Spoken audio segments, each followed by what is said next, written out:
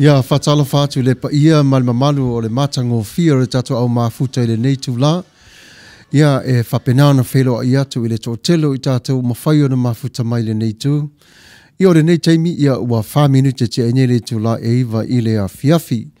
Ia e whawhera ia tuai i pāanga umalava o le siwafonga o le tai au 4 Radio Samoa i New Zealand au se tālia po whea lava tuli manu e whā o le lalangi o le o tau o na whaafale ai.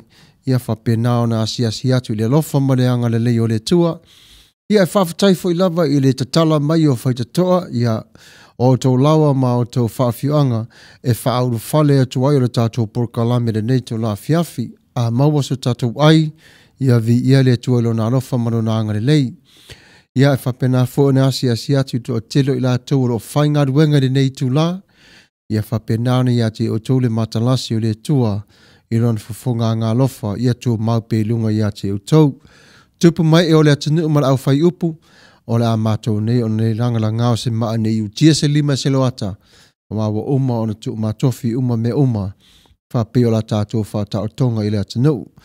Ia o le nei tū na o na whape ato se leo vai vai o le nei tū, whata alofa lava, o au nei o Samuelu Alopopo Tuavao Fagalilo Matafeo, ma ua vava alua ma nea fionga i whaatonu tu i le epa whaafitai sua, ma ua asi atu ia te o tau lau topa ia maro toma malu. Au le neitu la, I o le a tā atu se pese le tasi wawai o foi le nei tu, i o na whaasolo le tatou pulkalame. Ia manuia lo whaasau saunga. Samuai, a o tato ia I taimi o whaingata. Ua na ule atua e te mapuai ma o maha whana ai.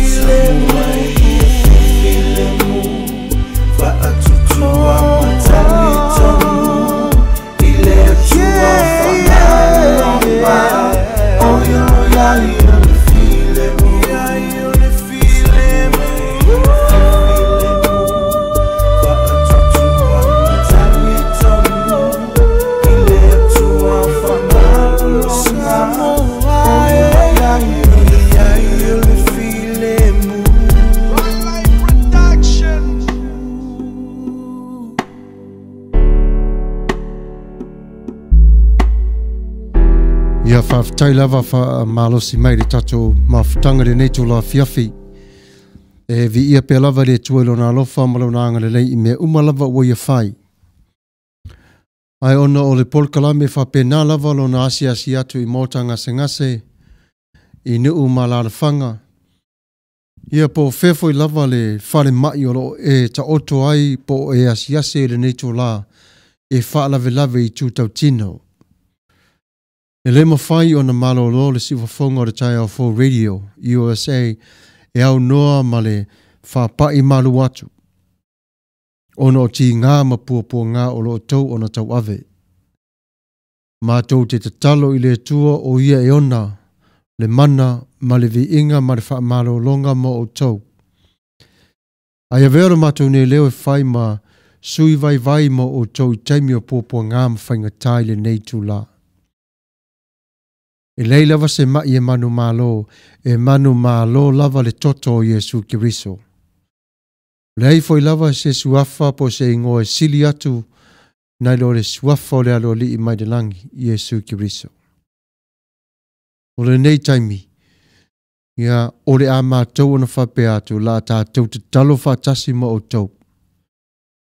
Ia veo le nei tū la, a apa tuaile a opa i o le tua, wha malo lo, ia ma whaatasi atu ia ti o tau, wana ia o na whaia o tau, o tō fo i mo ia. Tātou talo. Le tua mamanae lo mātou tamapa ia, o i lawa fio e mamana o upu. O lawa fio fo e ato ato umaiai o tangata. Lo tātou a inga lo whapena o na si o mia ma whaafainga taina o la tūtino ona o mai ma puapua ngā. O te wala au i lawa fio i le savilio le ngang pa ia tafi ese ai o nei mala mai o la tūtino. A ia whaafo wina i lawa fio i le toto o Yesu Kiriso. Amen. Ia o le temine nei ia usi mai o lau whaafonga sifurma 2 minuta te anele tula e iwa. Ia o le pese mai le penino le tia whau. O le pese mai le Glory 4. Ia o le temine nei o le mawai o wanga i o le atai nātu mo o tō le nei tula. Ai usi mai o lau tō whaafonga. The next song is a Psalm 1 number, meaning we should give our lives to Jesus because He's the only one who can save us.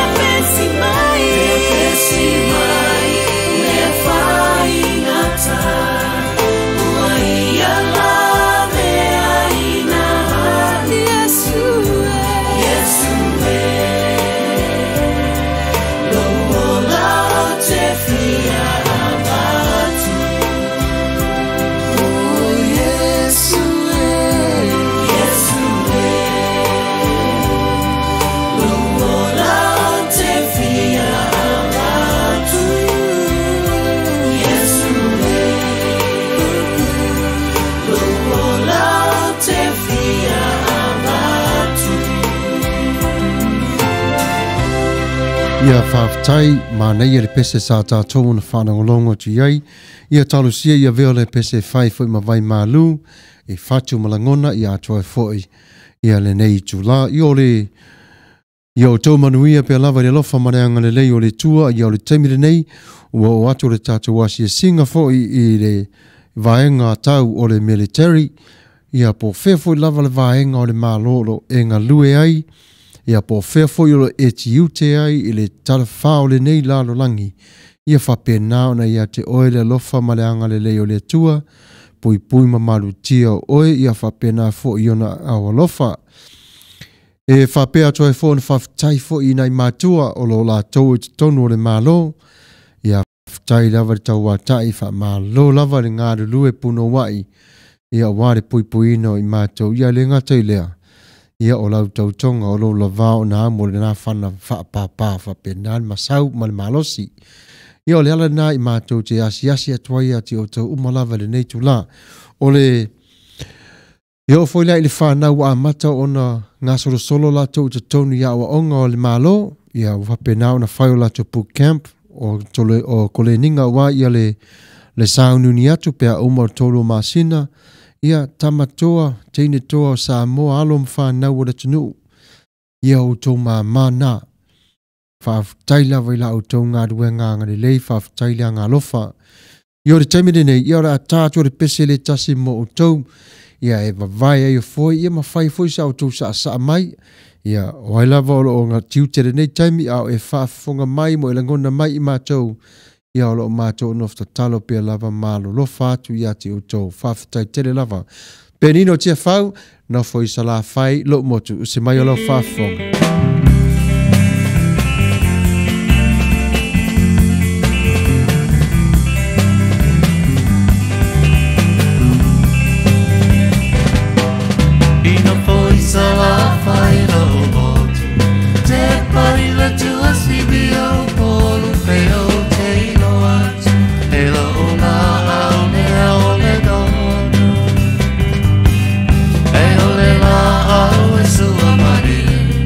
Hey,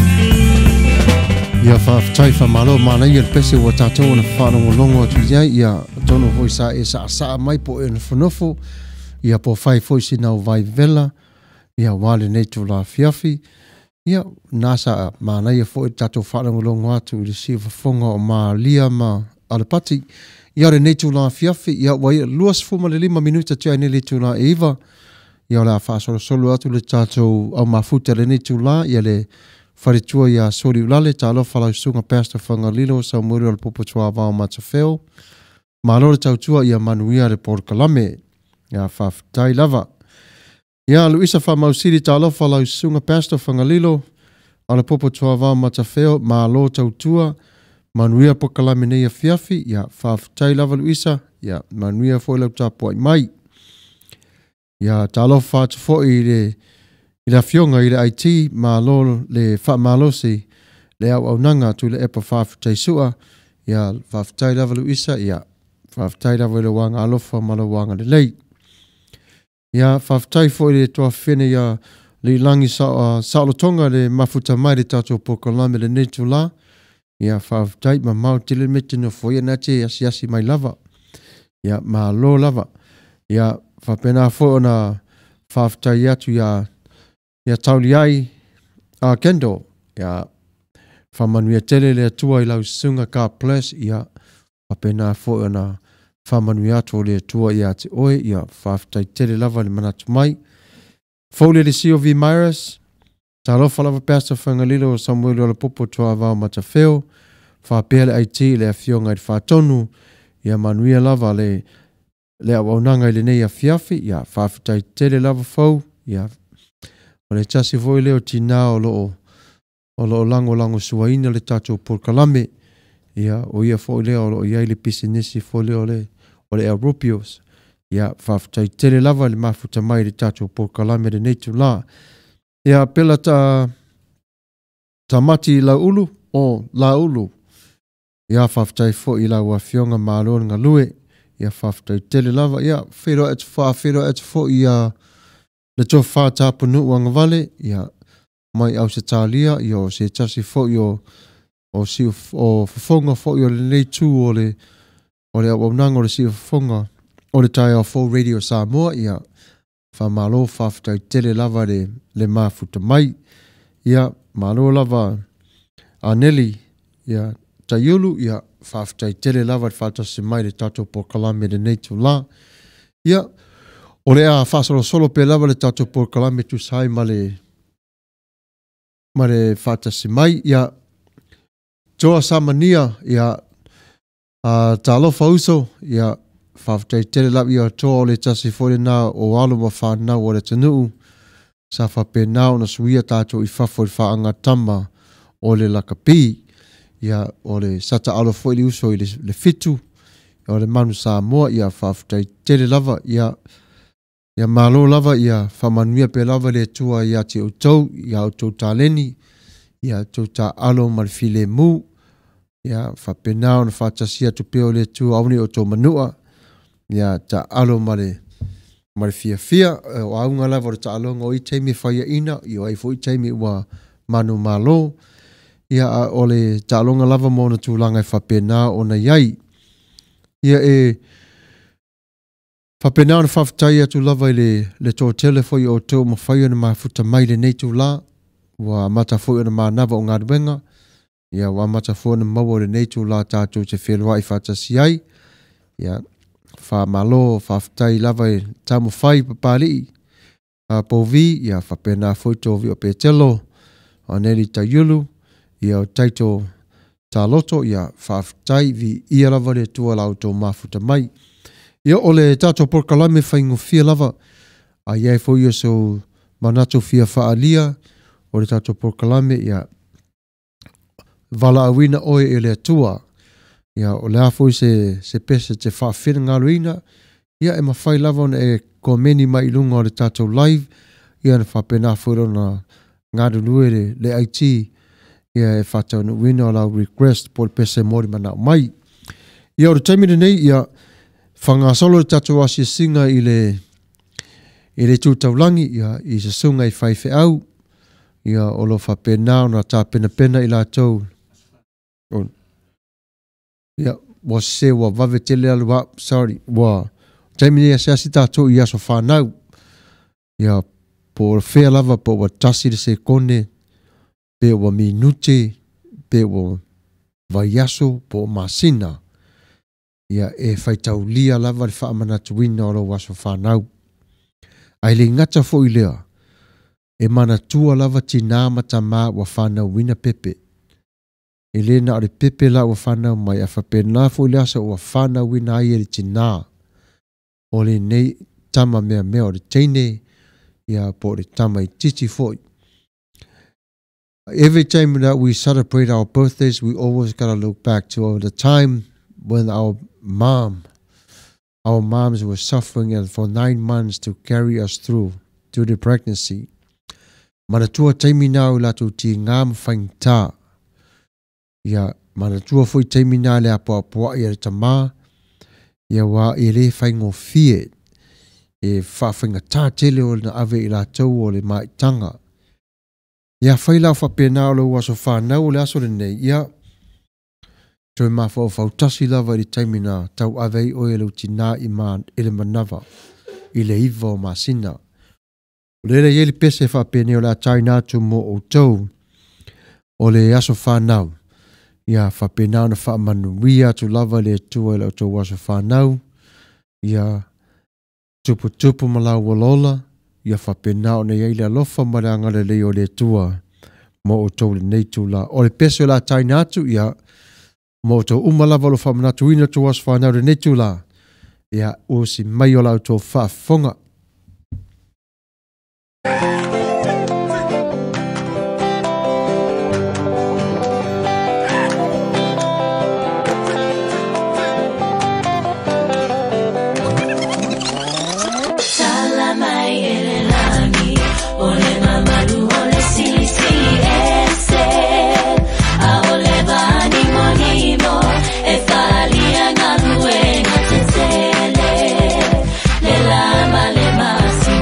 Sui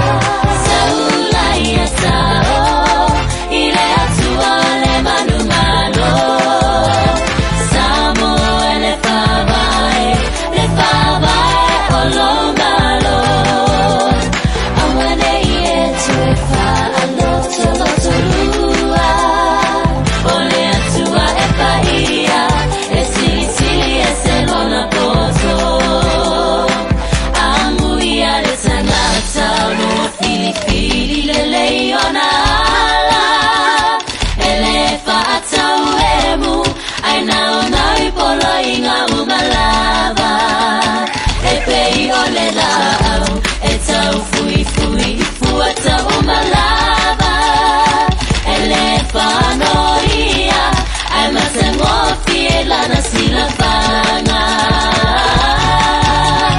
saula ia tao ile atua le manumano Samuelu Fagalilo olomaro awane I eto e fa alotolotolua ole atua e paia e sili sili e selona poto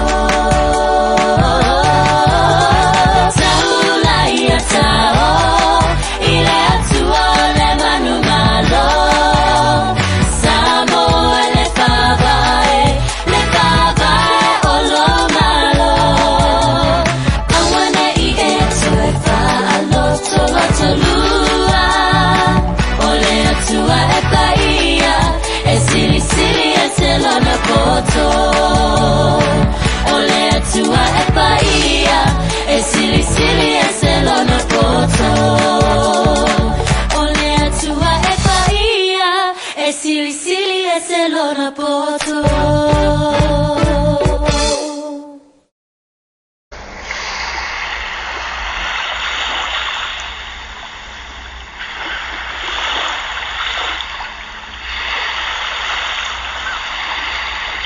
A o maitanga le tina. E mo o mia le ola fia ma le soifua maroloina. A fia ma maroloina le tina. O le apapea fo'i o na maua e pepe le fia ma le ola maroloina le lei. Tama, tu uia le whaatinga I a tina a o fia ngai ma maitanga. E whaamata whaingofie I le vaai.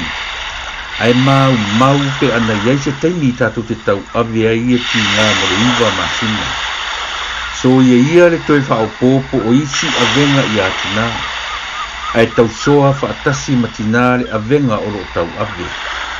Ona whaatupuina lea o le fia ilo na loto. A fia le tina. E fia fo I pepe o lo ilona manava. Ia manatua le leita maa. Ia whailo si ukafonga mai I leo o le alofa I talinga o tina. Whai mai e peta I a Maria, pauta foi.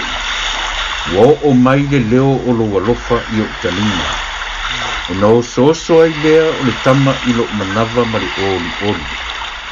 E le ngata I na whaafia ina tina. A ua sili foi o na oli pepe a o le ifana mai. Manuia tele o lua tama matina. Mane ngā luenga tau soa. Ia whawhtai lava le apo mai, ia whawhtai fo'i le matango fia fo le nāwai leina sao tātou o na whanau longo atu iai I oe. A fia le tina e whapena fo'i le fia o le pepe. O le nganga moni ana o le whatu o le Samoa ia. E vai te toa lava le Samoa ia I te tonu. Ilona ia lava ola e te tono lona a inga. Ese le mana I o le tātou wanga nuu ma la tātou foi wa ai I le rolanga wha Samoa. Ia se I asi atu foi le tātou au mafuta le nei tū la ia whawhtai malo le whatasi mai ia tua fine ia maina ia whaiai ia malo o le tasi foi le nao le nei tū o le laulau o le si ufonga o le tai au for Radio Samoa USA. Ia malo la wale mafuta mai le nei tū la whiawhi whi mai ia ainga autanga vaia laive tapunu wanga vale lo le wafusuanga le pua ia Jalina ia Taisia Luisa Famausili talaperi o fea o tau o mai loa a ia malo lava mana ia foi le vala awa maina ia whaftai foi le Maria au vai ia malo mo le porkalame ia whapena whaftai tele lava ia whaftai foi ia na ke toa talangi le mafuta mai le tato porkalame le neito la fiafi ia fole le sio vi maris talofo so o hana ia malo lava ia faso solo tu lava le tato wa siatu ile to telefo ila to mfair mafuta mai le neito la ia se I asiasia to fo le tato porkalame ile tu pai taulangi I faife au ia ma faritua ia le vasenga fo ia o ia molato faritua ia fapena fo ia ia poutu toa o le kalesia, ia whaftai whamalo lava le ila o tau ngā luenga i le tau aswina le puwai o le olai. I sungai whaifi au i le whatawhai taulanga ma le whatawhai taulanga. E ia vi ia lava le tua ono la o tau ngā luenga. Ia o tau mana tua. E le inofo nofo fo i e whaifi au. O le atua na ia wala au wina ia te oi. Ina ia e la langa ina o lana upu. Ma e launga ina o lana upu. I lea i tū ma le tū o lono whina ngalo. A veila le neitu la e whawhiroa i atuaire le sio whawhonga o le tai a fau i ati o tau umalava. Ia i ati o tau pia le pale o ngā luenga. Ia o tau tau mau pia lava i le tua. Mana tua pia lava. Lau whea ngainga ma le tua. Ngā lue ma le wha maoni o le ngā luenga i le whaingo fie. E ieilu ngā ieila lo. O le ala le nā tātou te sāwa vali mana nofo mao lai le whatua tua. Wa olo o iai lava le tua olo o sila fia mea umalava o le tupu. Ma mea o le ati tupu. I le o langa. E tu sai ma le vala au i ati oe te la ngaina o lona whina ngalo. Ia whapena fo i ona pui pui le tua. Ia o tau wharitua. Ia matausi ma o tau nofo yalo. Ona o le fili aso nei, wa sawa tele ronadu. Wa masau fo ile alua sa tani le nei aso ma nei vai tau e wha lehanga o tātou whanau. Le ala lei o tātou tūtu ma mau pia lava i le tua. Ia tātou mana tua fo i opu teimi o pōpua ngā ma whaingta. Ia mana tua fo i Yesu ke riso i lana upu ia te tātou. O se murmuri atu ia te ia ele whaingo fie. Ai olo iei le whatua tua ma le tali tonu. Olo tātou ona iei. Ia tātou te waai te patau lai i le li i malona whinangalo. Olo iei fo i le ngang pa ia olo whasosoani mo tātou. Ia olo whapena fo in whaama whanwhan i te lo teimi. Ia matatalo mo o tau. Au iei o tau tonu o le ala o le malo. Ia sasunga i whaiwhi au ia o le pesare nei o saunia mo o tau. Fast for me 2 minuta te anele to la iva o le siva fonga o le tai a 4 Radio Samoa. Usi mai o lau wha fonga. Manuia o lau wha sausaunga. Samoa. Alomaya. O le vi inga i le tua. I mea o pizza luma. Yeah. Te o la tavita na sipa i luma o le tua. Se ale me tele se e mai ai o Yesu le au fia poto mai tato si ile fa petai mu le vina ya Yesu lo tato matai awa o ya ua mapuai le fata sinale nei ua pai tato fia fia ya Yesu apata simai Wasatili mama ese e mai la usiba Le matango fie la tom Wafa aolaina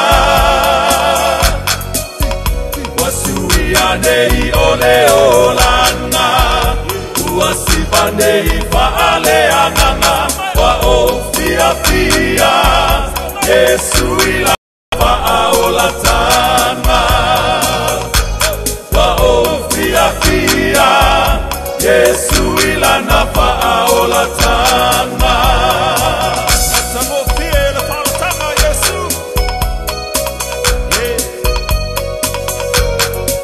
Sigo maya Yeah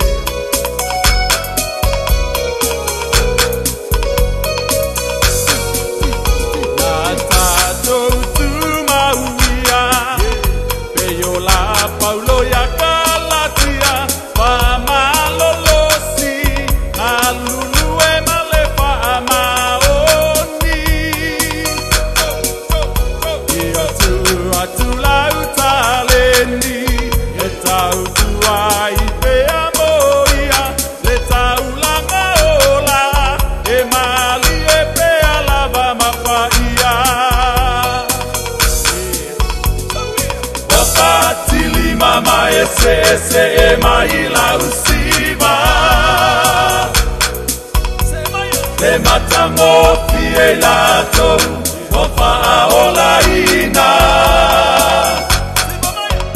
wasuia nei ole olanga uasiva nei fa'ale anganga wa o fia fia Yesu ilana fa'aola tanga wa o fia fia Yesu ilana fa'aola tanga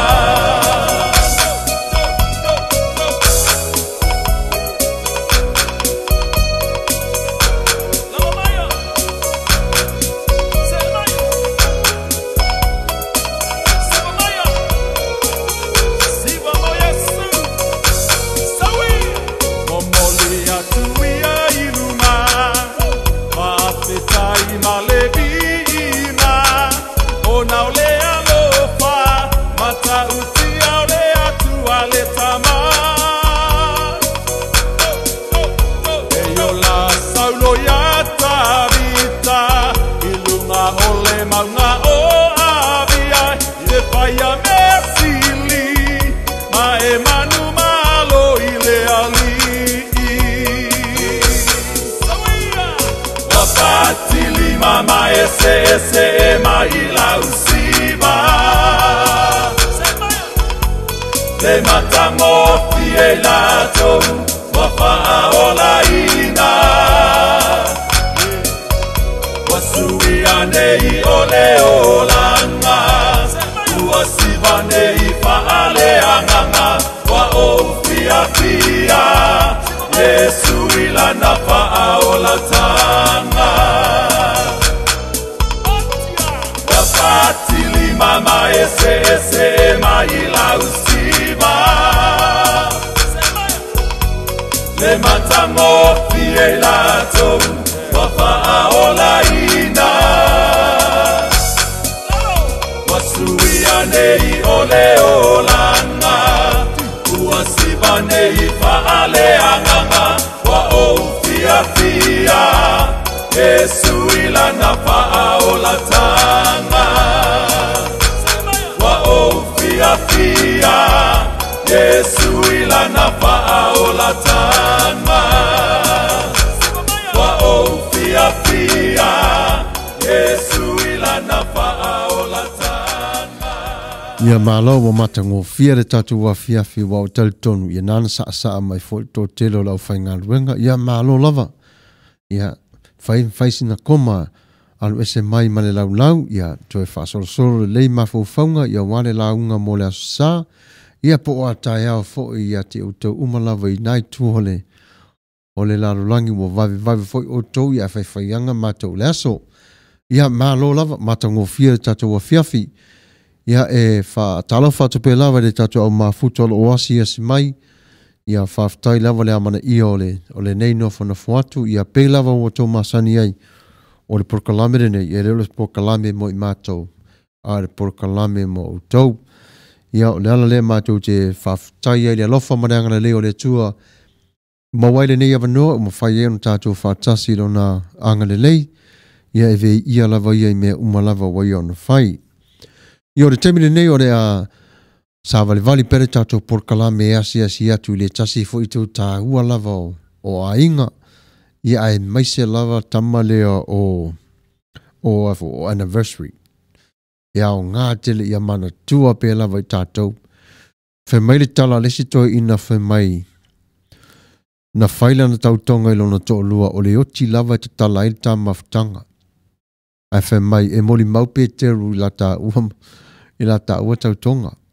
ata lolo matua whai mai o ia wale leila o tangata lava mo le langi ia e iloa lava I nāne moni matwha maoni whai mai lo matala tau ina ia wale lei na whaila whapena ma liu rola lo matua mo le langi no folol tau ina matua mawhawha wale ise hawa malo matala tau ina sa tangi le tualan talo tama e te sila fia le leila wale masai sai o tuli vai sa o to tuli ai mo fai atu ia te o isi o tolo wai ave ia al teimi le woti le fine ia ero le winga le nalo tautonga Ai to mai se jo to lo fo ma ia o le tala la na fe mai tala pe telu ia te lo la o e se la kuluku la o ma le fainga la tala le na ia o tala la malia wa mo to ina ia malo matua ia a faila wo matua ma sai la va vai lo tu li vai le taimile na to tu le tuai ile tau pou na e fesilingia e ave ma wava ia na ia o ngale ma sai male ma si o tu li vai na le lava la tau tonga aia manuia tele lava ia le whamana tuina o tau sanga tele o aso foi masina taru ana wha mahulu au tau mama fau ia tarafu ana wha fau lau tau whenga inga male tua ia le ngata fau lea ia o ngā luenga po whea lava o lo whamana tua e pe lima tau sanga i ngā luenga pe se furu pe iwa po lea lava ia e vi ia lava le tua le lofa mana na ngā lei o mea o ngā umalava mea na e le mawhai fona tu maine le tua ono lo sila mai pe lava ia tātou ngā luenga i le aso ma le aso i o le taimira nei ia o le a se i tātou la le pese lea ia mo tātou umalava lo whamanatuina anniversary nei aso po le nei vai aso ia maaso fo i o le vai aso lo whai mai ia manuia lava le anniversary ia usi mai o la tō whafonga Marie tangi fa ta fa fati te fa ai se ta tai wana I lole a fe ai mua o Marie tangi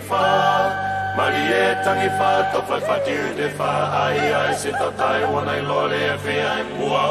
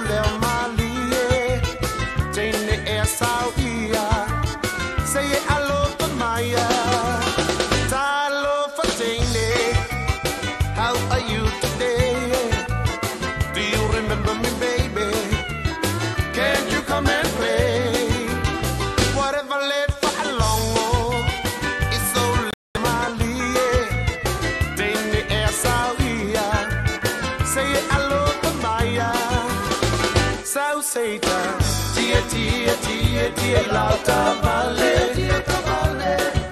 ma fa along o pese o le radio South Satan tia lauta vale ma South Satan ever aneyo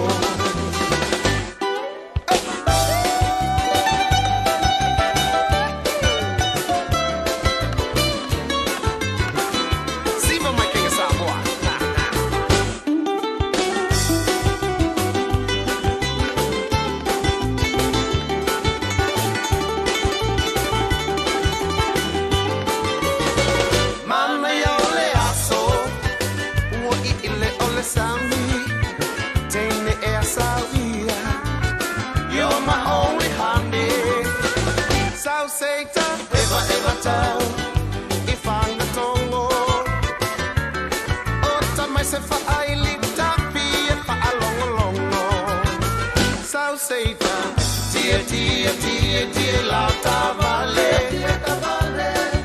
ma fa along o pese o le radio South Satan tia lauta vale ma South Satan ever aneyo sulu lele manue sulu lele manue sale la siva sale la siva le manue sulu le manue sulu le manue sale la siva le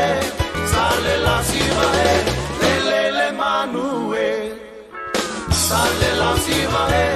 sale la siva le manue ia malo lava whawhatai lava kapena mana ia o tau leo, ia mana i fori tangi mai le ki tara ma le ukulele. Ia whaftai fo i malo le matango fia ma le au le leo le tatou live le nei tu waso. A mai se lava o tau uma lava pa anga masani, ia ma pa anga fau. Ia a whai o lo temi mua lava leo wa e whaatasi mai ai i le siwafonga o le tai au fau Radio Samoa o lu fale mai ma le fia. O sau tatou te whai mea whaatasi ia whaaftai lava le sui lango. If this is your first time you ever join our live, you are welcome. May God bless you. Yeah, you're going to have a good time. You'll have fun. Yeah, we are here as one. Yeah, we're not pick which sides we on, but we're right in the middle. You know, no matter who you are, we welcome you with open arms and whaaftai tere lava le mafuta mai. Ia ole taimila nei la wha solo pe lava le tatou por kalame. Ia a tonu na o iei pese ia mori manao mai ai ia ole taimila nei se umana tal pese lea ma le por kalame wha solo ia na siasia tuai lea i le wha solo por kalame ia na tau tuai lea o tau pese mori manao. Ia ole taimila nei ia le tupulanga Samoa ia tautua nā lo ingoa o oi o le tama ma le teine Samoa e ilo le leilava oi lau savali o lau tū o lau nofo ma lau tautala e ilo lava oi i o winga nā whaaloalo i o taimi umalava ia e mo i fo i niso tatou whanau o lo whanau i nei ia o lo tama whaipe lava mātua ia e nofo i lātou a vea ma whaataita inga e a whaingo fia fo i tamaiti o na ilo atu i lātou i leo langa wha Samoa. Ia tātou la ia le lei lava wha Samoa. Ia a tātou tautatala tu fo i nei tamaiti ia ai saur wha Samoa e whaale atu o toa. Ia awa tātou te tō e tamaiti wa almena a tātou lo tātou ia mei al tamaititi ia mosu le wha Samoa ia e whanangolongo pia lava ma fsosoani ia te i lātou tau ma whai pia lava. Ia nei tamaiti ia mana tuala lātou ngana pe ona apoa i mai eli tātou whaatonu le na fionga tūle e pa whaafitai sua ia so umalava. Mana tualava le ngana ia o ngā. Awane i ngalo mai a te tātou o whautuanga matango fia ma le lei whautuanga nā mo tātou umalava. Ia o le taimila le nei tupulanga Samoa mātou te aro lofa tele mo tau. We love you all the teens. You know, all the young people of Samoa and whoever you are, yeah, even the Tongans, the Fiji, no matter who you are, you know, we love you all. But this is the song for all of you. Yeah, usimai alo whafonga. Ole tawalunga, ole afai ule uma. Ole tawalunga. Lima lunga. Oi ka fio lai lima lunga. Yes, Oi ole mali ese mai o matalofi.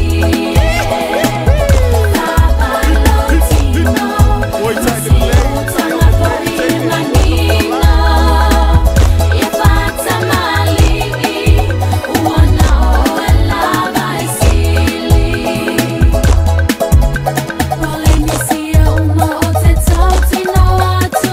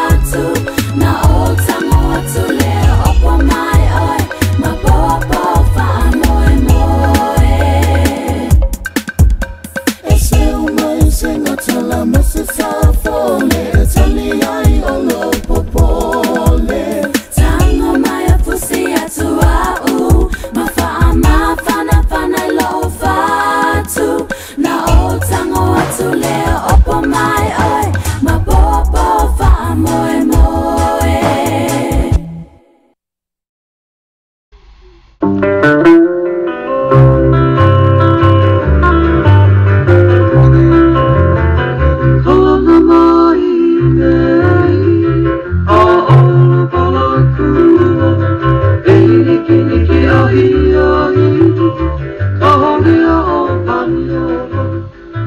Le tautua whewhaipea le Rupius Junior Canceria Market i le ai o Langpi o lo o tautuaina o e Samoa i le fitu aso o le vai aso. Te tala i le valu le tai au se ia pa ia le iwa i le afiafi. Whaatumulia le maketi i so se o loa Samoa e te filifili ai. Maua tangatalo Samoa, talo fiti, pusa fai, pusa mamoe, pata mai New Zealand, tanga lauru au, pusa turkey tail, po muripipi, maua le tau sami vela, mo tatou Samoa, mai le aso wharaile se i pa ia le aso sa. A o le tau sami Mexico la vai e te tala i le fitu aso o le vai aso. Ma neia fo i ai whai te swing o le tau sami, i oe, o ma te isi le talo ma le fasipoi masima, ai alo ane i se tau sami Mexico e wha masani ai. Fa tonu se po avela ia po le size 2 mo aso fa nau ma so se aso fa ilungaina a fia lafo fo se tupe fa mo moli sa mo ma so se tunu o le lano langi a wani ngalo o lo iai fo i to tonu le Rupius Junior Market ia le au unanga le Vico by Western Union money transfer le Western Union malana au unanga malana tautua ua loa tausanga e lafo nei e maua nei e uma nei fo i lona wha ngai na manatua e afe ane i le Rupius Market malana au nanga le malolo i le fitu aso o le vai aso o le tuatusi 5 tasi o Long Beach Boulevard, Long Beach, California 90805 ia pe telefoniane i le telefoni 5 lua fa fitu tasi iwa valu fesili mo le ripule Ruben Gonzalez ia po le tamaitai o fo le leisi without execution is hallucination. That is the enemy of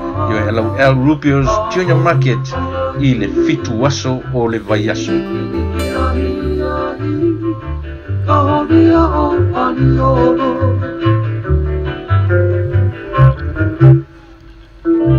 Le au nanga ua whapena o na lawi loa i ta tonu o le atanuu ma le vāpi api o le nei malo e tuani nuu 5 lua tolu walu tasi o lua. E-Sons Production, specializing in sound reinforcement, sound system rental, DJ services. Ia a maua whapeo ie fo ni aso whanau po a lava ni ma fo whangoro o whaatea tia le ainga. Ia whapena whawhiso ta ia tu leuso ia e tuani. Olo ia i fo i tonu lava lato whawhia fianga e tau i aso whaamana tuina o aso whanau. Ia o whaapoiponga, ia po a lava whiriwhiringa o ainga. Ia e tuani o le no o le 5 lua, tolu, valu, tasi o lua. Ia e mana ia fo i le au nanga le auso o waif so swania i taimi o whawhia fianga. Sir Winston Funeral Services o le tasi leo fo i au nanga ua ngai ruma le tau tua i te tonu o si o tātou wa tanu. Ai mese fo i le tala whātai o tangata Samoa. Wa so se tangata lava o whapena o na maua telefo le telo le tala no lato fia i le nei whare maliu. O le whare maliu le nei o lo iai fo tonu se tamaitai Samoa e swafa i aluana nawa Winston. O le telefoni o le ofisa o le fitu ono li malua lua tolu li maiva pola na telefoni fea vea i o le tolu tasi fitu o valu tasi o valu. O lana au nanga e fsosoani tuai tangata Samoa i taimi umalavo maliu. E eili package e whapea tonu o tausanga, o le 5 tausanga, ia mare paketi fo i se fulu o tausanga. O le ala mare paketi te whaafina ngaloina, ia e whapena o na e whai o le seinia, maririanga whaatasi fo i mare ofisa o le whareoti, ia a whapea lau ato wa se lau pasene ato toa umalava po le tausanga, e fua lava le paketi o lo e ai, e whapena le se lau pasene, o le au nanga e te le tinga ina e te toni nisi o pili moni mai. O le alea la fsosoani ia wa au mai fo i le tamaitai ia luana nawa le sa o tau whafonga mai ai se aso le neiva i aso sa tala noa atu ai ma wha mao popo uma atu ato winga matulanga wha o le pisinisi ia wala au nei aluana o le tamaitai Samoa e masau i o le wha Samoa aluana ia Samoae o le tasi le au aunanga e au ngā mo i tātou tā pena pena i aso o lo manai o le whaingata lava o aso whapenei mua masani awa tātou Samoa le tā pena ai whapea ia tu ai pea wa e mawhai lava o na sao tupe mai o a inga te tongi ai le taimi o whanave lave ai a mana tua e te ngā ina tele ai au ngā le taimi nei ia whailau paketi po le alava te whina ngalo ina iai ia pe wha cremation pe wha aru atoa fo le tino atoa ia e mawhai fo e lava na e talano i aluana e mawhai lava na wha rewa fuefo o lo tino o lo iai fo te tono le paketi atoa lava le mane lenga whatasi ia ele whatau no uina pe wha pe whea po le alava le tō wha mari whina ngalo i le ainga e tu sai maro la tō wasa muli muli ia o lau awa fo i mwhalea singa ia tara no i aluana o lo whapena o nei iai o iai te tono o la lea vaenga ia wala au i aluana i le fitu ono lima lua tolu lima iwa ilana ofisa ia whapena fo i ona e wala au lan telefoni whea vea i o le tolu tasi fitu walu tasi o walu a whapena o tau sa ili sau loans le nei teimi ia e whapena fo i le au nanga luana ono o ia ona iai e whai mai o le Sir Winston Finance Centers offers home loans, which includes FHA loans, refinance, reverse mortgage, jumbo loans, and VA loans. SWFC offers commercial loans as well. Do real estate as WFC also does real estate investment. SWFC offers any kinds of life insurance, which includes guaranteed insurance for any health issues, no matter the pre-existing condition or health issues with no medical examination. We can insure someone with no social security number with this policy, universal life, term life, etc. Should you have any question, which I know you are going to have a lot, feel free to contact me. Please know that we are always available for any individual or group presentation. O le Sir Winston Finance, o la mātou a o nanga mātou te ofo ina tuai o home loans. So se loans lava mea tau whale, e au fiai i ta tono la mātou nei Port Kalame. O la lea au nanga e whapena so soania i le tō tele fo i o tangata umare ngata na o Samoa, i a whapea fo i le lau tele o lea tanu. Mātou te au auna fo i mea tau whale whatau watu ma whatau mai, whapea fo i mea tau real estate investment, mātou te au auna fo i mea tau life insurance. So se tua inga life insurance lava e o atuai lava la mātou au nanga. Ai mai se fo i la mātou e le mawhai a whapea le mawhai na insure ina o se tasi oe e mawhai lava la mātou nei au nanga ona insure ina oe. A whaira le eisa social security number e mawhai lava ona mātou insure ina oe. A yaini fasili whafso tai mai au luana nawa tolu tasi fitu walu tasi o walu. O le nei au nanga mari pisinisi e own es te tamaitai i Samoa Luana Nawa Winston.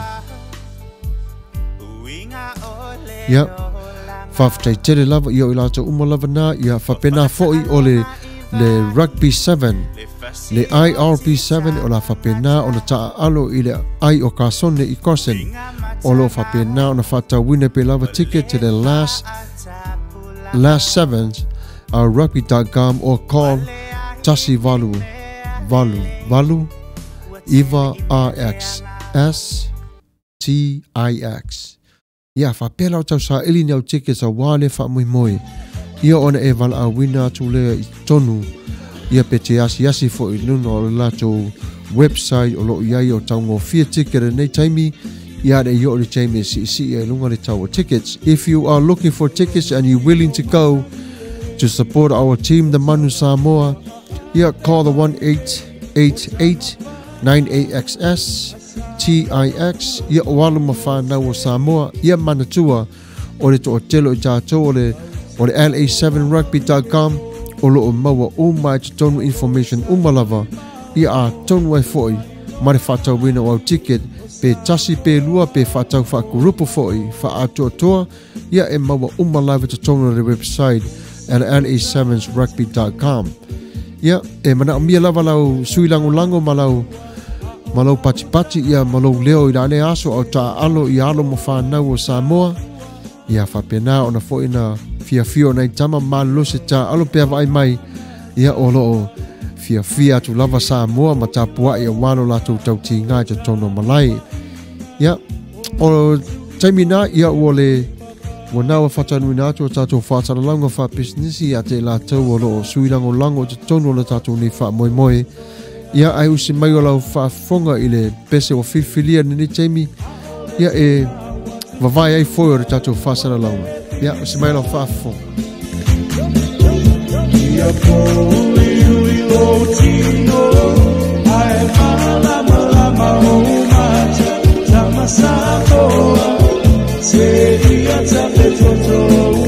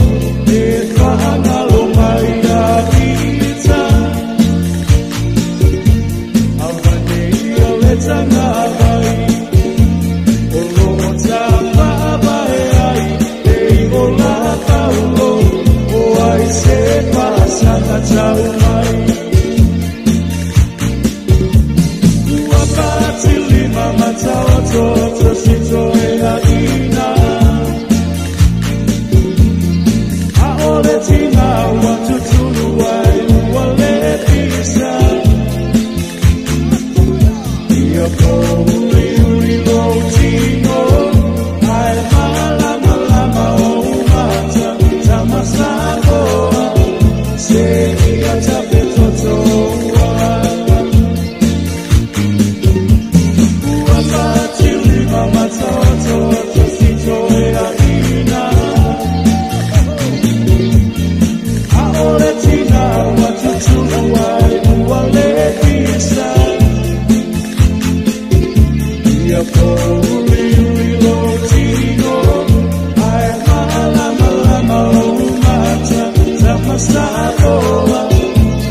Ia malo lava whawhitai lava le tato au mafuta le leitu la.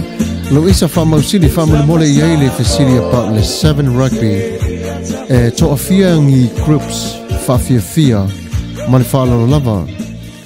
Nā le whanala whe maile upo le pese tamasa moa ia alo i o whaiva. Io e tō tele ia lau whawhia tofu lava le atunu ia mana la tau whawhianga. Pei fōna māsani ei tātou i tono malai.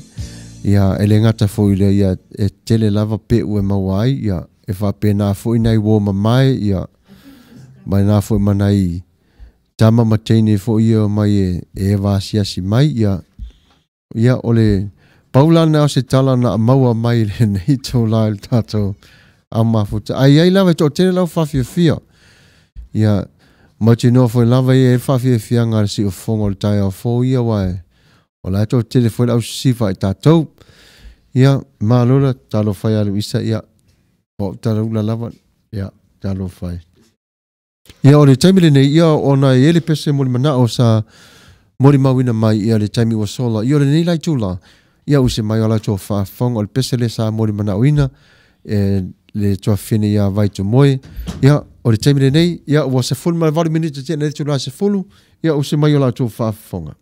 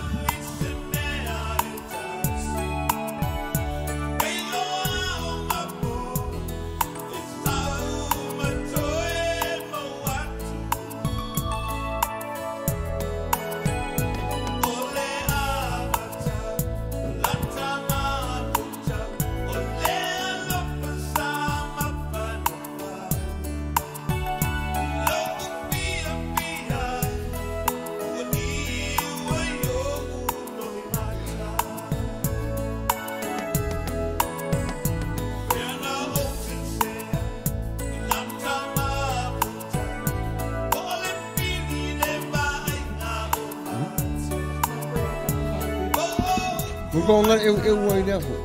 Kung eu spoon. Nga po nas. Pero me kamu. Uy.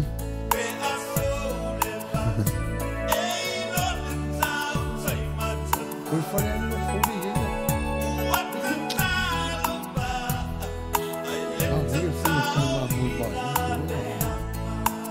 Si più ai kare mamu ba ai sa le fale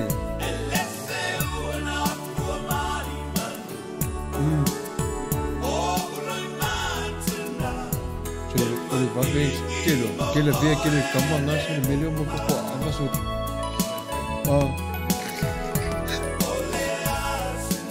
over che la ne vai a se to ma una sola una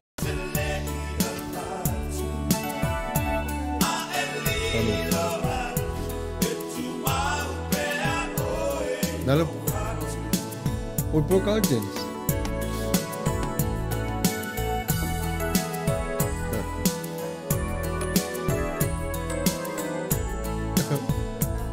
Lê,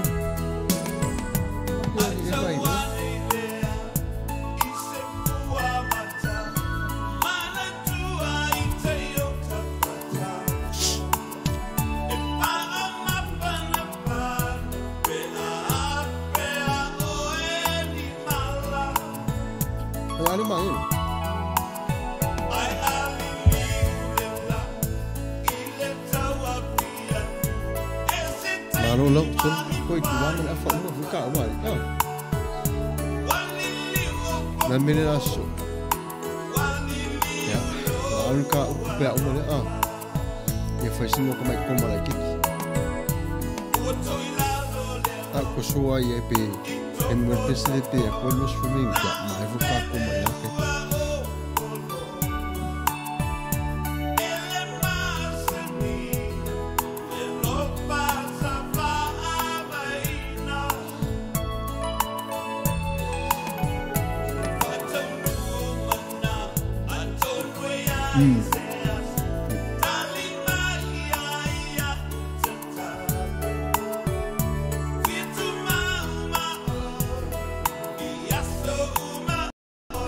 Fia,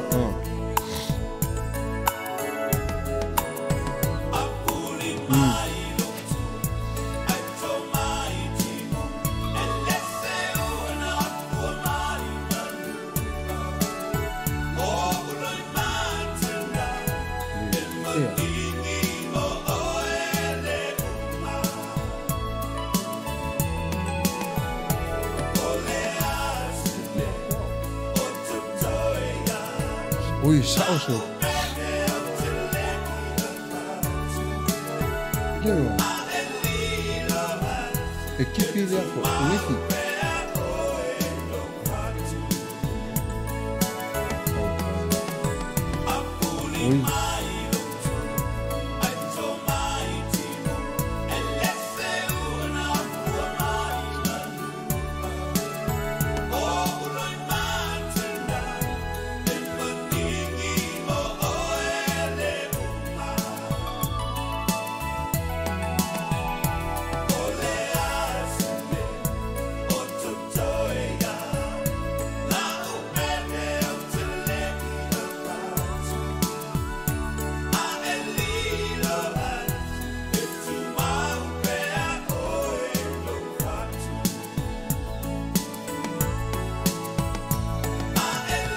On Alopopo, yan ang town ng ka. Mario, gusto niyo.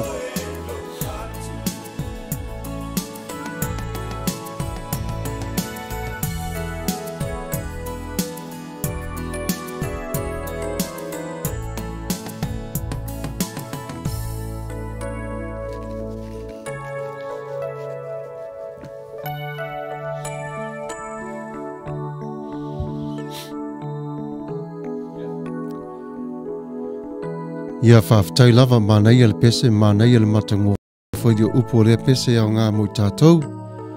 Ia whaafitai lava vai te moe mole pese sa e mole mo na uina mo I tātou le nei tō langa fiafi. I o le nei taimi ia e moni. Mānei ale tātou whanongo longo fo I pese whawhangu ai I tātou, ia maua I tātou le fiafia. Ia e fwoi taimi tātou tia siase e fwoi le upo le tua e whawhanga I nai tātou. Ia ma o e foi tātou, ia ma whaamaro sinai o I tātou. O le nei lai tūna fiafi e le whapea e umisa tātou nofo I le upo le tua le nei a fiafi. Wai tātou na foi e vevela le whala I le nofo, ia e whapena foi ia na whaima whalolo tātou vai mo tō au, ia o le lai whapea le nei tūla ia o le tusi la whaitawina mo I tātou, o la turituri wha umapea lava o le tusi le whengang fau ia tito. O le awha penao na whaitawina mai na whai upu lava I tasi se ia whaangata mai I le whai upu e fitu I le tato porkalami mo le neitu la fiafi ia usi mai o la tō whafonga ia whafonga mai I le whaitawina o le awhionga pa ia le tua I le neitu la. A o oe ia e tau talatu I mea e tusa ma le mata upu e o lai. Whai atu I toe ina ia mataala I la tau.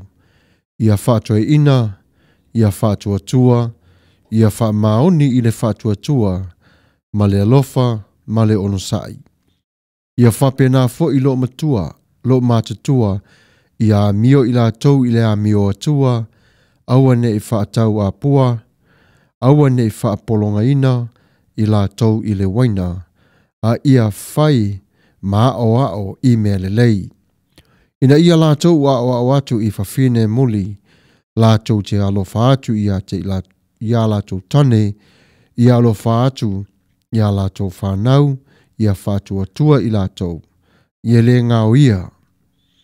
I lea ngao ia tausi le lei i la tau, i winga i anga le lei, ia usu sta i atu, ia la tau lava tane. Aua ne i upuleanga ina le afionga le atua, ia whapea fōi ona apoa i atu i tau le lea, ia whaatauta i la tau, ia avea oe ma whaonga o ngā luenga le lei i mea umalava, ia ao i le mata upu man whamaoni. Whamanuia mai o le tua i le whaitau wina o lana afionga pa ia mai atu mau peolona vi inga whaavavau lava. O le tusi fōi lea sa peon tato masani ai o apopo inga ia Paulo, ia Tito, ina ia tu mau pe o ia i le whatua tua ma le whaamaoni, ma le au nanga i to tonu o le tala le lei. Whapenala i tātou le vai tau nei, o le ase whina ngalo le tua lo ia te oe mau. O te tali tonu o lo tu mau palawa lo na nganga alofa ia te oe mau, ina ia tā ua o na ola i le olanga o le whatua tua, o le alofa, ma le anga le lei atu i tangata nu ese. O le ave i tātou sa mua mwhate ta inga le neitu la fiafi. A whaio i tātou o lo vala au ia i le tua. Ia whapena fo i ona tātou o na vala au ati o tātou tua oi. E a fua i le alofa ma le anga le lei. Pei ona alofa mai ai o le atua i ati oe mau. Iei teimi o le olanga e whapena o na whemomo wai o le fia.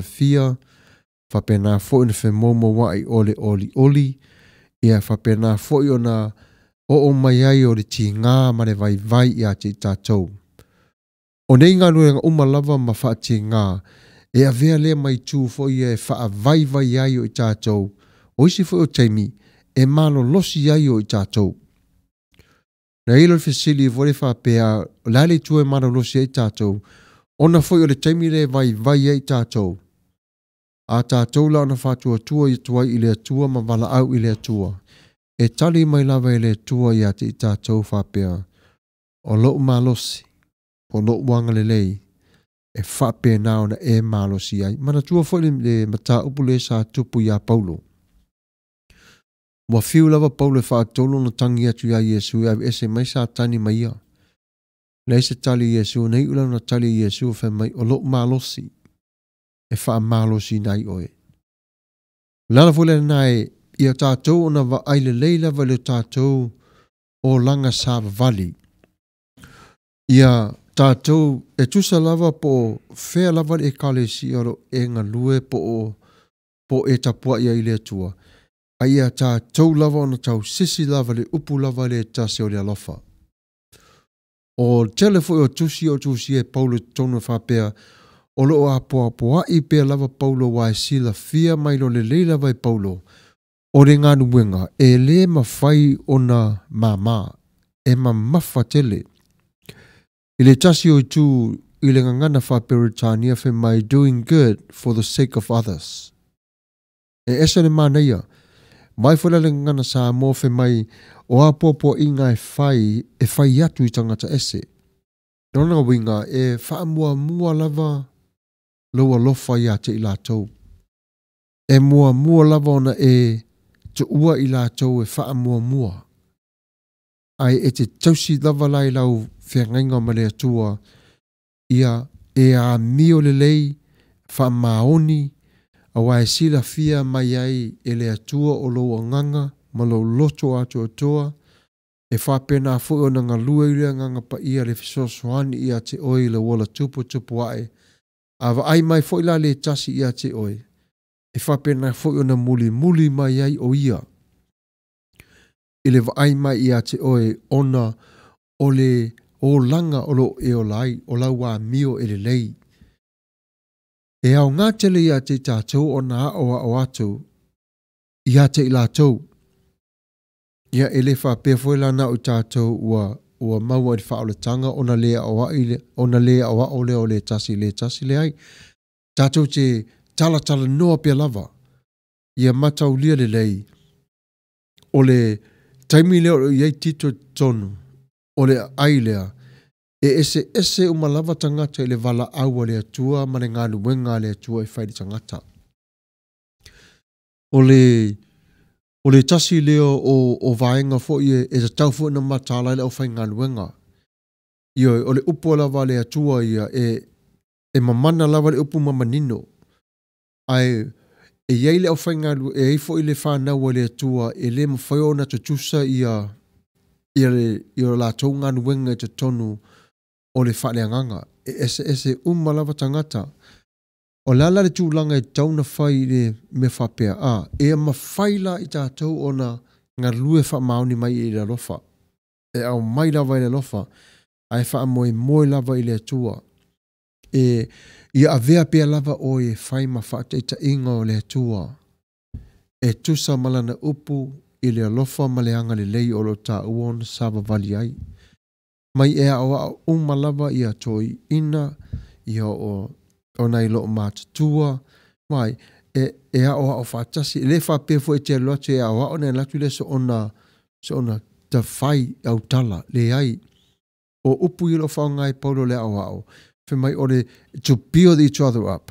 You know, e whapena po se fatu ainga o le si itia o le tasi. O upu wha malu i le tasi e apo ai. I le tasi.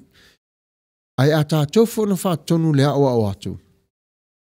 Au whoni ia te tātou le aluatu lava mua lava whawhisili. Ia vai o ia le mele o whatua au le whaia. E ai, o le whaatonu o le toe whaatonu tonu wala o le toe vai tonu lava i le alo le savalinga. E te tonu o le o langa o le tangata. Tu aia i o mea o se po afu i wha le tonu o le tangata le taimi o le o langa. A o le taimi le nei. Toe whaatonu tonu o ala le lei. O lo ia te oe le ala moni lava o e iloa fo i oe ma e sila fia le ala o le atua. Na o Yesu lava. E whapena fo i ona ia te oe o lo tangtanga i malo va aile lei i lo oe lava o langa. Whapena fo i o lo fatu i le tasi e au ngā tele le fatu tonu a papuai. Malesi mea. Ia awane ingalo ia te tātou o Yesu. O le fia i o Yesu i mei o mafutanga. The God that we serve is the God of the relationship. It's all about relationship. Na whapena mai lava le tua le amatanga ia atama eva. He is the God of relationships. So po o whea lava tau te o iai. O le mafutanga lava. O le ala le nae ia Vaailo sa mo ilo na ia lava i tua rea lofa. O rea lofa mo la wafa alongo i sa mo i taimi o iai fe mai e ese rea lofa e ese le whangta. Le lofa o le sa moa. Mai e fia lava le sa mo i na ia lava taimi. E a iei fo le taimi e wha no noa i o le lofa o le sa moa. O mea lava na o lo ito tonu umalawa le tuspa ia e taimi wa e fia. You rejoice. Yo isi taimi ia wa excited matua i o valawa le fia. A e taimi o le fia e langona ai mo le whanua noa. Ia e langona ai le vai. Ia o le nā tura lava i le nā ito tonu le ola wha le tangata. Wha pēlau ke reta le taimi lea. E fia, whanau noa, ia matua le ai lava. Ia wa mawale le vaenga fo ia wa fiu. E fiu lava e whai atu, ia a ngare nofo mai, ia wa le iei se tala e whai mai. Ai matau le tātou o le o langa le nei. Pau lava la tātou fautuanga le tangata, fautua i le alofa. E lema whai e tātou ona. Let me be careful to use my words here, make sure I say the right words. A whapeo taru te whautua se ua whine po se ua tali.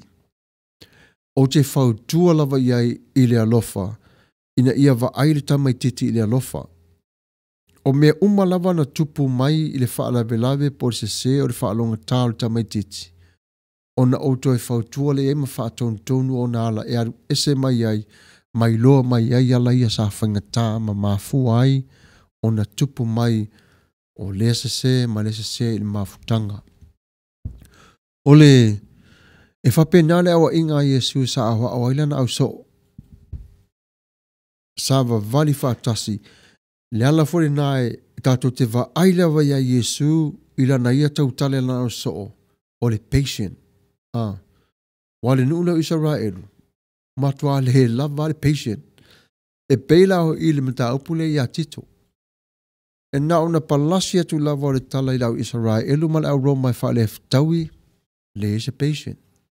Matua i sola e se al tama na pa me le mana o i la tau o na o hau lava. Na o hau lava. O le ala fore na tatu te vaaya ilo tatu tama e tala noa mai lava i alofa e apoa poa. So titi ato o tele uma fo ila tusi pa ia.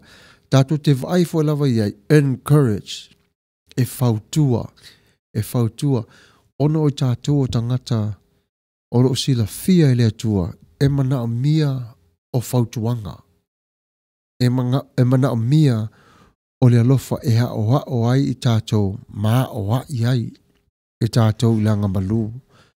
Ia, o mea umalava nei sa whawhengai maritamale nei, wa o le pēo no o tātou o na tala no iai, o tito le sangata matua, o le tamai titi, o le tamatala vau tamalea, o le ala le na e tuse e paulo whaapea ia whamanatu atu ia te ia te oe lava le loto tele.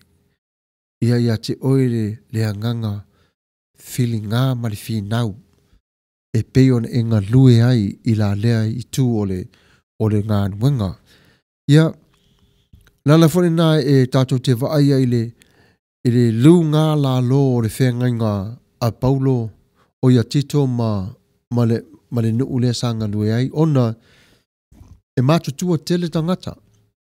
E māsani lava la tau li o langa sa la tau no lai.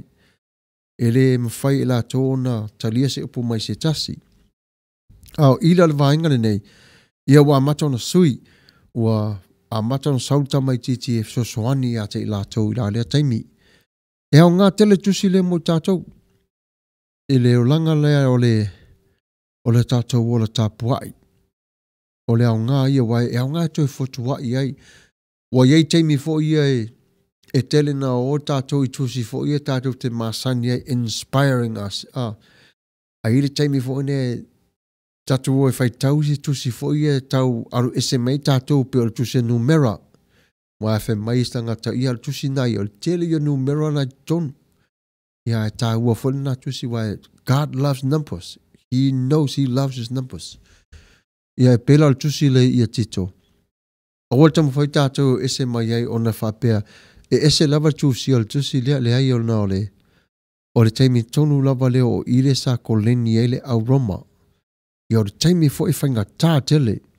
Ia o lela iei marita mai titi le tonu. O nae e apoa poa i lava. Ia Paulo, ia tito e tusi hai malona nofo i le ngā duenga lea.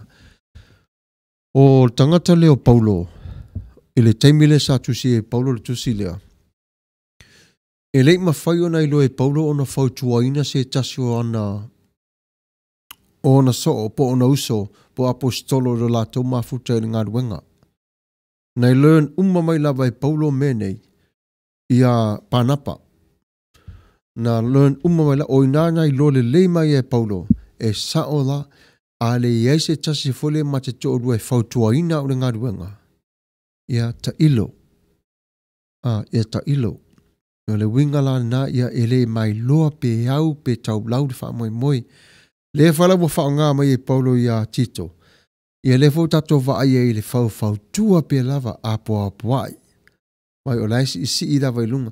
E whai tau watu lava i tātou le tusi a tō le tau lava i I le lona tolu e mai ai. O ina wa tātou wa ai wa tangata matua le tamaititi, wa ato atoa o lona malosi, wa wa ai o ie le whatua tua o le taimile nei, o lai wha manatu pe lawa e Paulo. Ia le leilau tautala, ia tu mau a o au, sa ili pe lawa e tono le tusi. Wai ele ai lava ma se taso i la tone fa pena nofo te i lava ua a vatu le upo le tua lei o na iei lava le ia tusi sa fao ngā i la tau yaso nao ta ua o scriptures o le tau lava nao tusi na i o tusi te wai ia le alo o fao ngā pia lava i tono le whenga inga fau o le scriptures, holy scriptures ia o talana mai le tusi o le whenga inga tu wai ia o lai e whai tau, i e whapenao na oha o aio i la tau. Ia, e lema whai whalai tātou ona whaangaloina, ona e ao ngā mo i tātou i le nei vai tau. Wai e li teimi fo i lea e tele i na ngalo i au nofa tane, i le tūpā o tina, le tā hua tele o i la tau i le ngā nuenga. I le fau tua i le a o atu o isi fo o tina la iti e fa pena fo ile la o fai a va po le tupao o tane awone ia tātou le manatu fo le fa pe o tātou o tama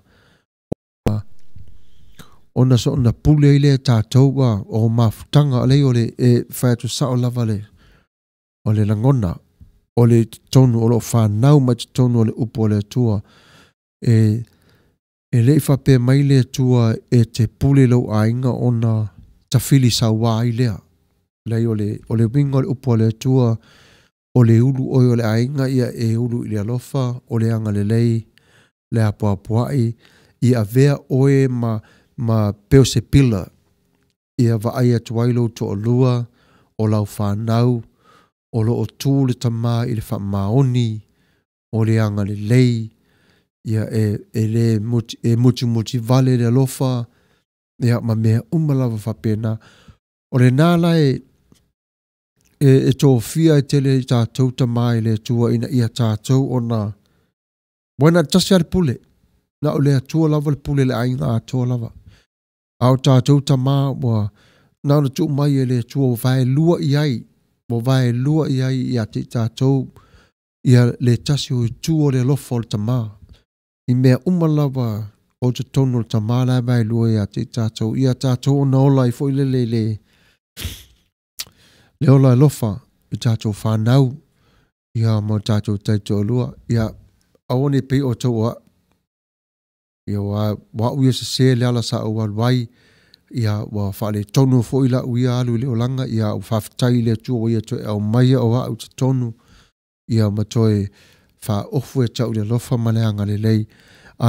Ia mana tua le tātou tamā. O le au ngai o le wala au ino o le tua e vea o matamā. Awa le mana tu whatau vai tātou o le i upu i alo whanga tātou o le pule le ainga. I o oina le pule la inga pe o mea umalawe sau tonu i ate o le tamā. O nolo i eile awa onga i le tusi le tasi le fitu. O lo whapena fu le awa onga Paulo i a tito. O mea umalawa tito atu aru watu i ate oe. Aia e tū ma oti. Wha i loa atu tangata le a lofa o le atua. O lo wha atua i le atua pe lu ngā pe la lo pe whainga tā. Ai te tū mau pe lava. I le whatua tua. Lala nā le tātou pokalamene nei tu la fiafi. Tamā umalawa, tātou whawhetai i le atua o lo iei o ia tina o tātou taito o lua se tu lolo ngutu ma le afi ia whamali atu ia te o tauele i nofo ainga. Ia foi. Ia vei tātou ma pei o se mō lia se sulu i to tonu o tātou ainga. O lo iei tina e whau tuaina, a iei teimi fo i ua whawhangetare ta mā o na tau wa ai atu i lea tū ma le tū o le ainga. Tala no le tina, se whapela tala, ia mama, sau ia tāna nofo le au te mā fau lava le nei mea tupu ia, Ai lo manino mai lava se tali. Na mai le ma nei ai o na taimi le tara no ai ma se to lua ia fa ngalon taimi ia fa ngale le fo i taimi o lo fautua tua ia te oe ia wa te fai atu lava wia e ina yo matua te fa alongo lava iai a ele taimi wa matua e vevesi ele uro se tama ele ngata re sauninga ia po isi mau mea e fesili lava se utina le paule le tale se utina e fai se tama fa ngau e se ina o mea ele tau a o mea tau ia fa penare ona tata tala no ai ia tu tala no ai lo mea fa ale tau muli muli ia o le nā te whiwha tasia to ia te ta tau le nei to la fiafi ia mana tua le le ta tau tama o lau fatu a inga tausi mo vai lua to le tua ia te oe o lo nā lofa malo nā ngale lei e ia so te fesile le tua ia te oe ma tama nau o vatu ia te oe le fine mane whanau o lalo ngau benga sa fai le to dua mane whanau na e sa wai lau whanau pen e sa wai lo to dua o inana i le vaenga le na ia tātou la ona toe a mata no toe fotua i ene mafo fau le nei tū la toe vava ayanga i luma toe mafo fau tala noa i le atua walu te whai atuala u tala sao lava umano o whai tawa atual tuspa ia e le ai lava ma se upo le atua e whapea a se sele a vātu u ial tomtau o te vaai atua e le ai lava whapea na se whemaile tua a se sele whanau e a wao a se se fo i mātua whatonton whanau mai le au mai le tua whamai o mea se te tono le ainga e tono no whatasi uma lava tina mal tamaman whanau ai sea wa iri teime se ser tama iri teime se ser tina iri teime se ser whanau a tala no la whatasi ona avelo le taulanga i le tua o ina tonu e mai avelo taulanga i le tua whaftai ua langona le salamo ua pa ia tu le nganga o le tua le nā teimi io e aua le ia tātou vaaile o langa wa sui lava ona o le matua o tātou tau sanga e whapena fo le matua atu o le o langa mo i tātou Haia awane isola ese leo langa o lo whaiwhaianga pe tātou lo tātou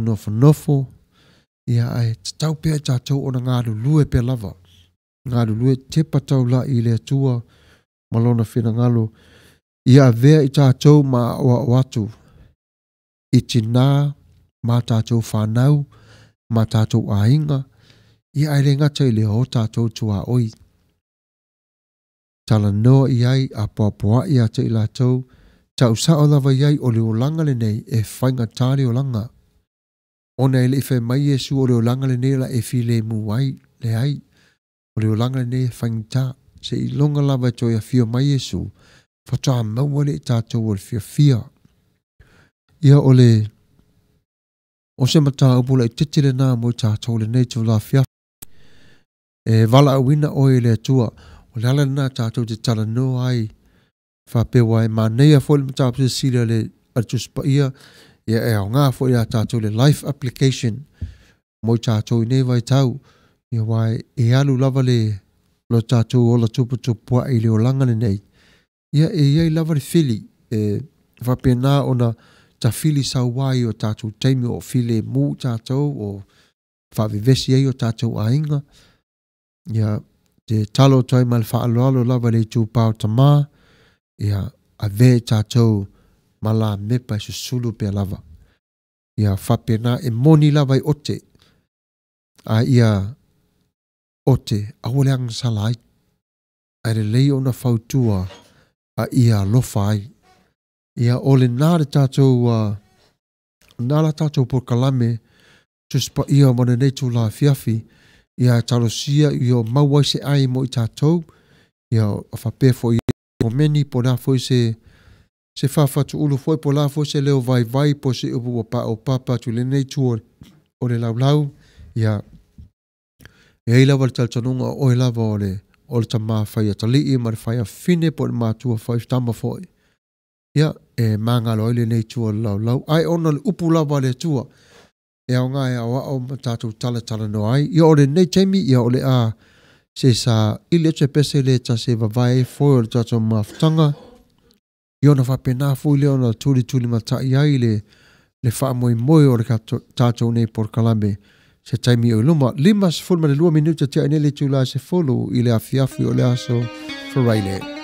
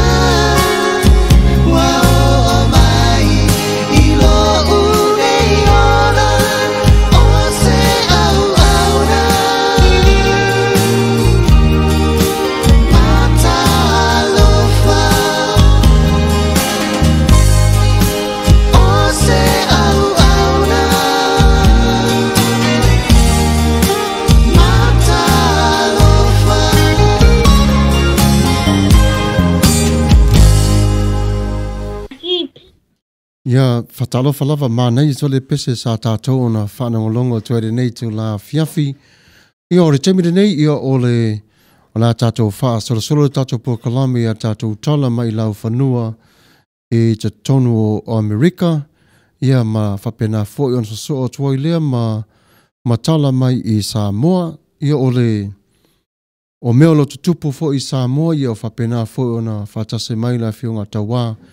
Olo ia na ngalue mai ai i Samoa a wale a maina o tātou tala mai o tātou atunu i whafo. Ia ole teimirani nei ia usi mai o la tō whafonga i ole a whapenao na tō whafonga mai i tala o le lau whanua.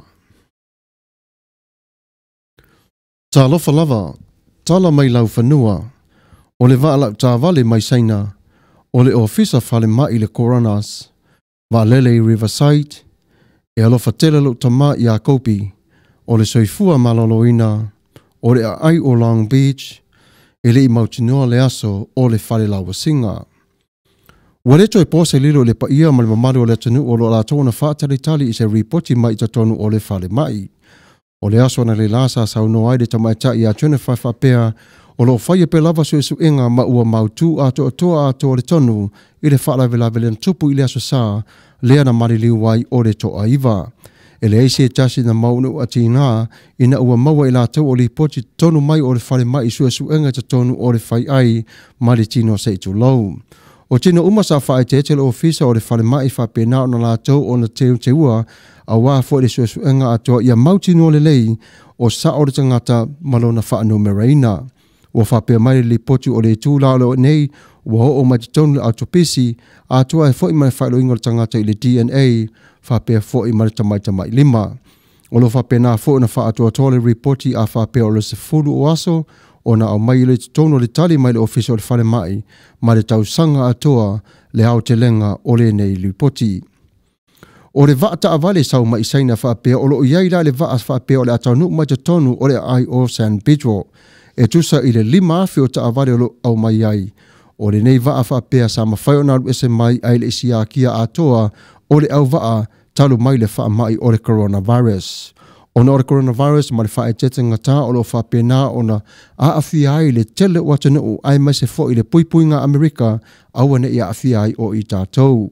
Ua maua mai le ripoti e whapea e leo mai loa po a whea o le a fia mai i tono le nei vaa ai ua mauti noa o i lātou umalawa nei e le i whaia lātou le suesu enga te tono o whare mai i leo ese mai mani mo o saina. Sa whape nā whoi o na taunu uatu i la wele elo Riverside se wā lele sa lele mai te tono o saina i wan sa whape e lua se lautangata Amerika sa malanga mai ai. Sa talo sanga ina te tono le malo ai ma se foi le malo Statue o Amerika te le whapea sa te tau lava le nei lele o na tau fia ia ave umo o tangata tau fia te tono le whane mai mo le lua vai aso ia mauti no le iai i le o a fiara tau i le coronavirus. Sa whapenao na lipotia mai le Dr. James e whapea se tase foi o li sa tau mawhai aru ese mai te tono la le porokalame ua whapenao na whautuoina ina ia nofo o ia te tono le whane mai ina ia ato atoa iai o suosu enga atoa aile o atu ilona ainga. Sa whawhasiringia o ia le tūlanga ona e leo mai loa po pisia o ia ai a whai o atu ilona ainga o na whapena lea o na a whai na tele ai o i lātou. Sa whapea na sau noa le tamaitai o Jerry Busley owner le Los Angeles Lakers se whapea e alofa lo tama i ati oi e peilava oi o lo nā talii. O le taimi nei wo o i mātou i le atu laulau o le Lakers atoa mane lalorangi atoa i le ofitia o le pong sā. O la lea mori mau sa whapea o nana mori mau ona o si ona tama sa whala au i a Kobe Bryant whapea o le tasi o lo nā talii. Sa whai o ia ma whatua ngane i a te ia e uilawa sa ta alu ta tona le awal ainga a sa whapea nā o nā anga waa ma te uteu o le file mū i le lātou wā whea loai. Sa whapea fo na sau no Rapelenka o le o le taita ia le awale leika sa whapea ua maliu le ta alu ta wivi malima i le ngā o Kobe Bryant o se tangata tau siniolo to tele ai le ngata i lea ua maliu atua masia u goddaughter o Gigi ua vera lea ma whaingata tele i al te au le to lua mare whanau ona ua le ua i lātou uma i le whanua noa i le malanga whafosei a Kobe masi o nā whine. O le li poti mai te tonu se fua maloroina whaapea ua whaataro sanga atu le pa ia malmamaru lau tele o le atunuu e to tonu o Amerika. Ona ua toi o mai lunga le sawa tele o mai o le suka. Wa po mai le atou whaapea o mea ai ngao po o mea ai sua malie po o mea ai ona i au ona whaai tete ngata iai i la atou o loo maua i le suka. Wasa folu ma le 5% wa tolus tasi miliona o tangata ua maua i le suka o le ripoti e whaapea i le tino i mea ai e leo ngā wafu ai o la lea whaamai.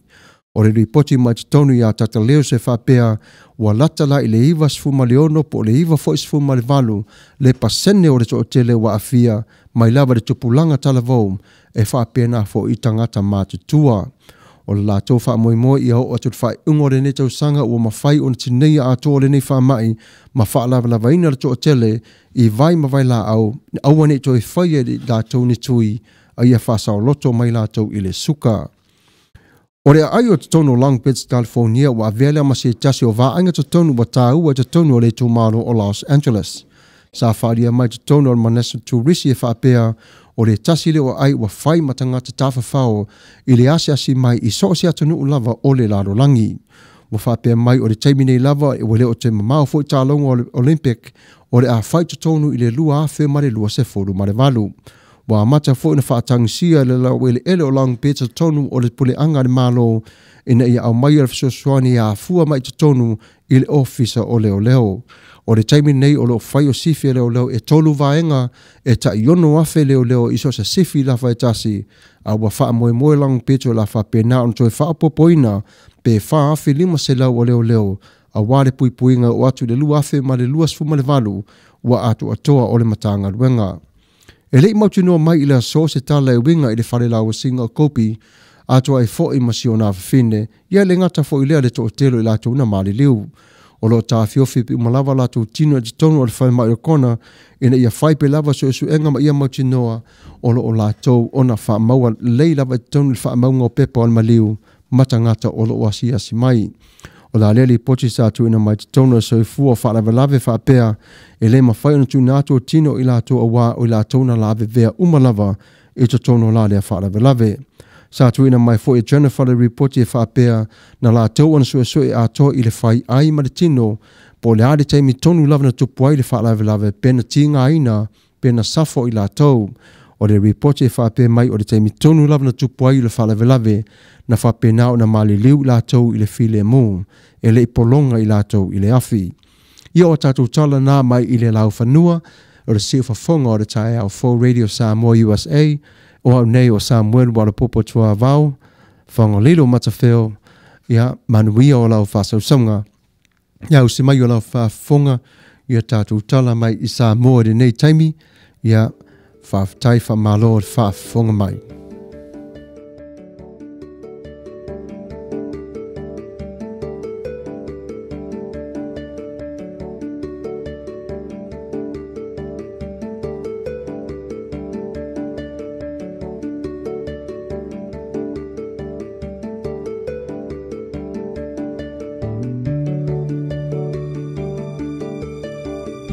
Fatalo fatu ma fa malo le tapua i malo fo i le tauatai i tiu te mawhaiva o whenga iai a me le tapua inga mamalu a si o tātou atunu Samoa le fo i mawhai o na tātou toi whei loai i le nei fo i vaenga o le aso e le fia whaatitia le whaatalofa ma le wha whei loai atu i le pa i o lau whainga langa te tofi a le tua o lo whapena o na whaano no manu whaau nu ua i nu ma la whanga i se tafa o le nei lalo langi a wālawa le tau isuina o le ipu vai o le ola te baua nisi o le tele o anganga.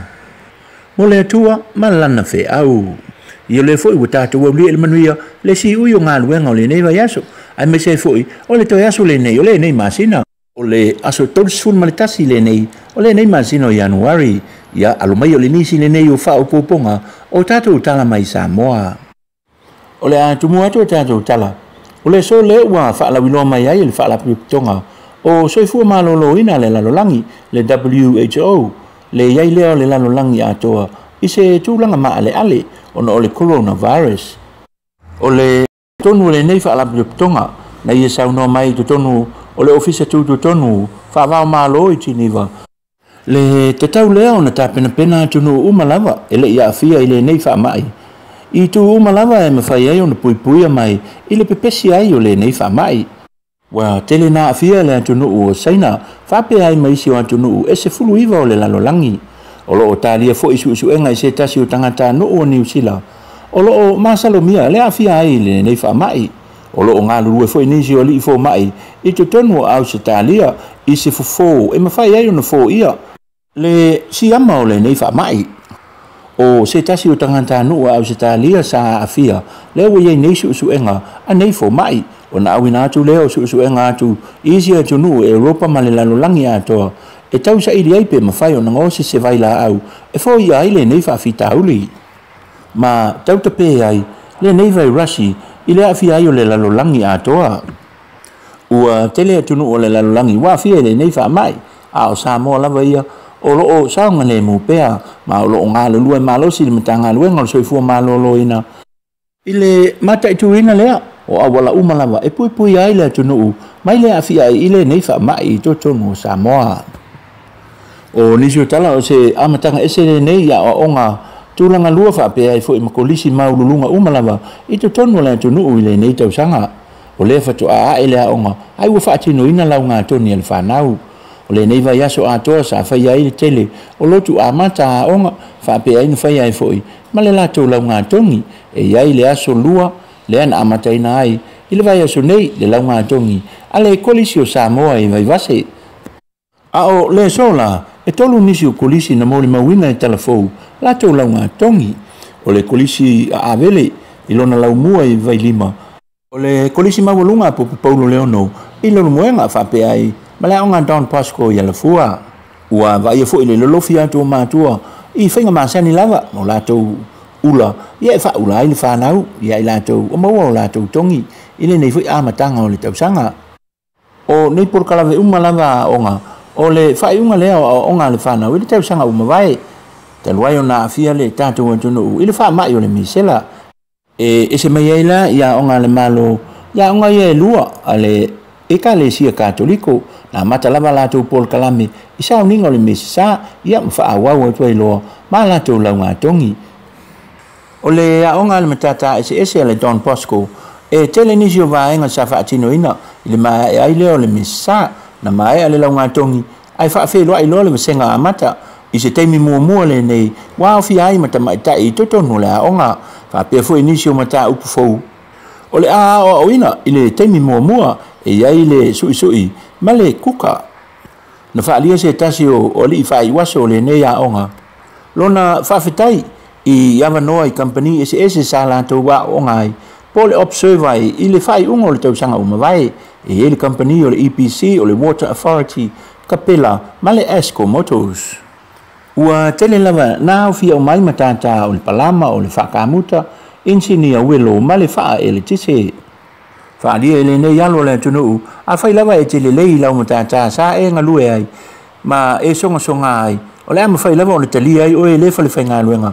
e te ngalue ai molo o langa atoa mai tawina la i le whai ungo lava yaso o tuana i whapea i mali neiva yaso atoa le whaatino ina lea o launga atongi alo ma whanau le tunu o nisi o tātou tala e luas fululima nisi o le mamalu le tunu na whamanuia ina i se tasi o whaalawi loa ale company si atoa ale aliki ini whailonga tupe fesosoani ai i mea onga le whanau i le nei tausanga e toa se fulu i lantou na manu malo i whailonga ta i awheta la toa se fulu fo i male whailonga ta i lima se lau ta la e wha mama avenga ai i le whaatawina o tōninga ma mea onga whapea i fo i male tongi ina o pilia onga le whanau e tō lima i lantou na manu malo i pepa whaatau oloa e ta i se lau ta la i le whare oloa o le whamanjou o le nei whaalawi loa le company e tale atu ai o lātou pāanga o lo lātou whaatawina le pepa susu lea engo o le enga.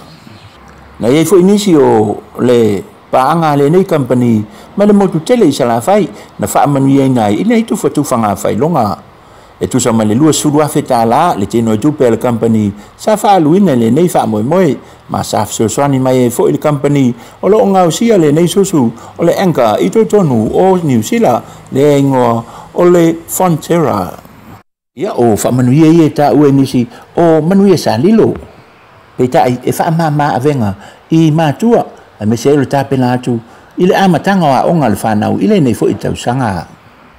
O nisi o tala ua whaalawiloa mai nei le company wa lele o le Samoa Airways sa lātou whaalawiloa e whaonga ai leo pena ta whailangi e whaafai ai le tongi no pasese ma sa ili ai ni awanoa mo le mamalu le tunu o le pulisili o le company I le vaenga o whe whaatau inga po il sales manager le susunga ya Robert Browns na ia whaalau tele ina mai le nei au nanga ala company wa lele le tunu o le a whaafai ai foi e le ngata I Samoa nei ai whaapea ai foi ai lantou o la lalam papa au I totono New Zealand ma Australia e whaonga ina ai credit cards ma debit cards ma ua whaingoina le nei au nanga o le Polybay o le a mawhai ai o na sa ili a wanoa matutongi ai pasese whaonga ina ai iau penga te whailangi I le nei au nanga fau o le naunau ta inga lava le company o le si tia leo le latou au nanga ia whawhaingofi ai whemalanga inga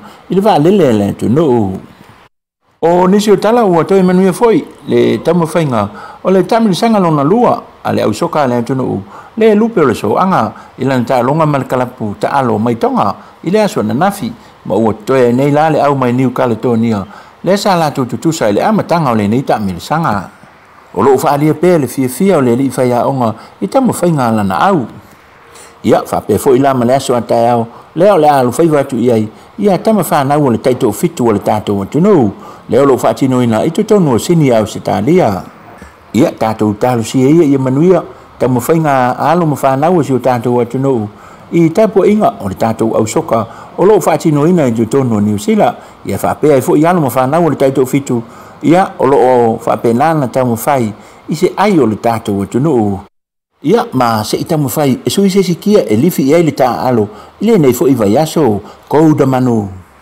la fai o te fo I mo tātou tala manu I te le lamo le tapu inga Samoa manu e fo I le alo atu I le fai ungo le vai aso fa soi fo ia ma ia manu ia ia whaafitai lava lawa fionga tau wala lo vita fua I tala mai Samoa ia fo I o le tasi o le sifa fonga o le tai o full radio Samoa o lo unga lue mai o tātou atanuu o lo whapenau nei au mai o tala o mea o lo tupu, ma mea o tupu, ma mea o lo tupu I te tonu o Samoa. Ua whai nei tato tala nene teimi a lefa to a mau mai fo le tax mai te tonu o le whare o mai tala I vai lau whanua o le tato la au nei. Ua whapea leo was full ma le tasi, afe fitu se lau iwa sua ma le tasi. Tangata wa fia, ai lua se lau lima sua ma le iwa. Ua mali liu. Mai la wala di teimi o nei sa whapea e fast fu ma le lima ma liu fau wa Alopopo ma le tasi le afe tau se lau fast fu ma le fitu o I la tau wa a whaatia ma whaina I di teimi le nei. E momole spea lava I le tātou o nanga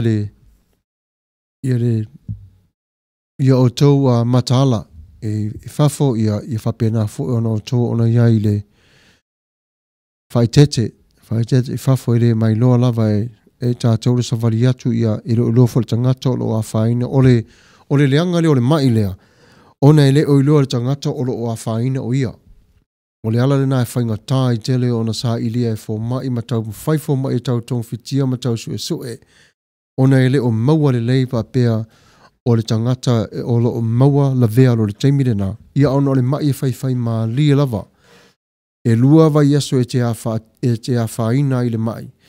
Ia, o isi taimi ua ui le mai.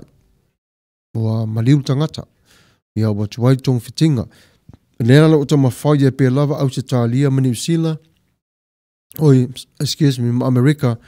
Ina ia la tau o na mau whape o mauare la tau le whafo la le whawhitau. Ia, o le whapena o na whaise la tu awala e whapena o na whatau nu atua I nu ua whaina ia male lalo langi a toi le puipuinga o le saunga le mua tangata. Ia o le whapoponga na ia o tātou tala o mai lau whanua le nei tōna fiafi. O le taimi le nei ia ona ua toe fast fu male 2 minute ia mai alo le tātou polkalame. Lena mui nātu le tātou news e whaapea tangata e to o whaia na moni muli au mai ese mai I le vale le talo mai la sa. Ia o kopi malona fine whapena fo ile tasio. O tina ia ma le tene titi le na maua whaatasi tonu. Maua mai tonu reporti mai Ramona whapea ia o maua tu lava kopi ma se ona fine o mau pea ia kopi e se ona fine. O lo tama whai pea lava o lala nā le ma whai ana ese mai le teimi mua ona sa whapea ona ese mua more roda le pea a fo le lunga wa le ia o le afi a tōna le sa tie tono latu tino. Ia o le ringa nana o le tala mai tono le reporti mai tono le o le fale o lo tātono wha ngara rue whatasi.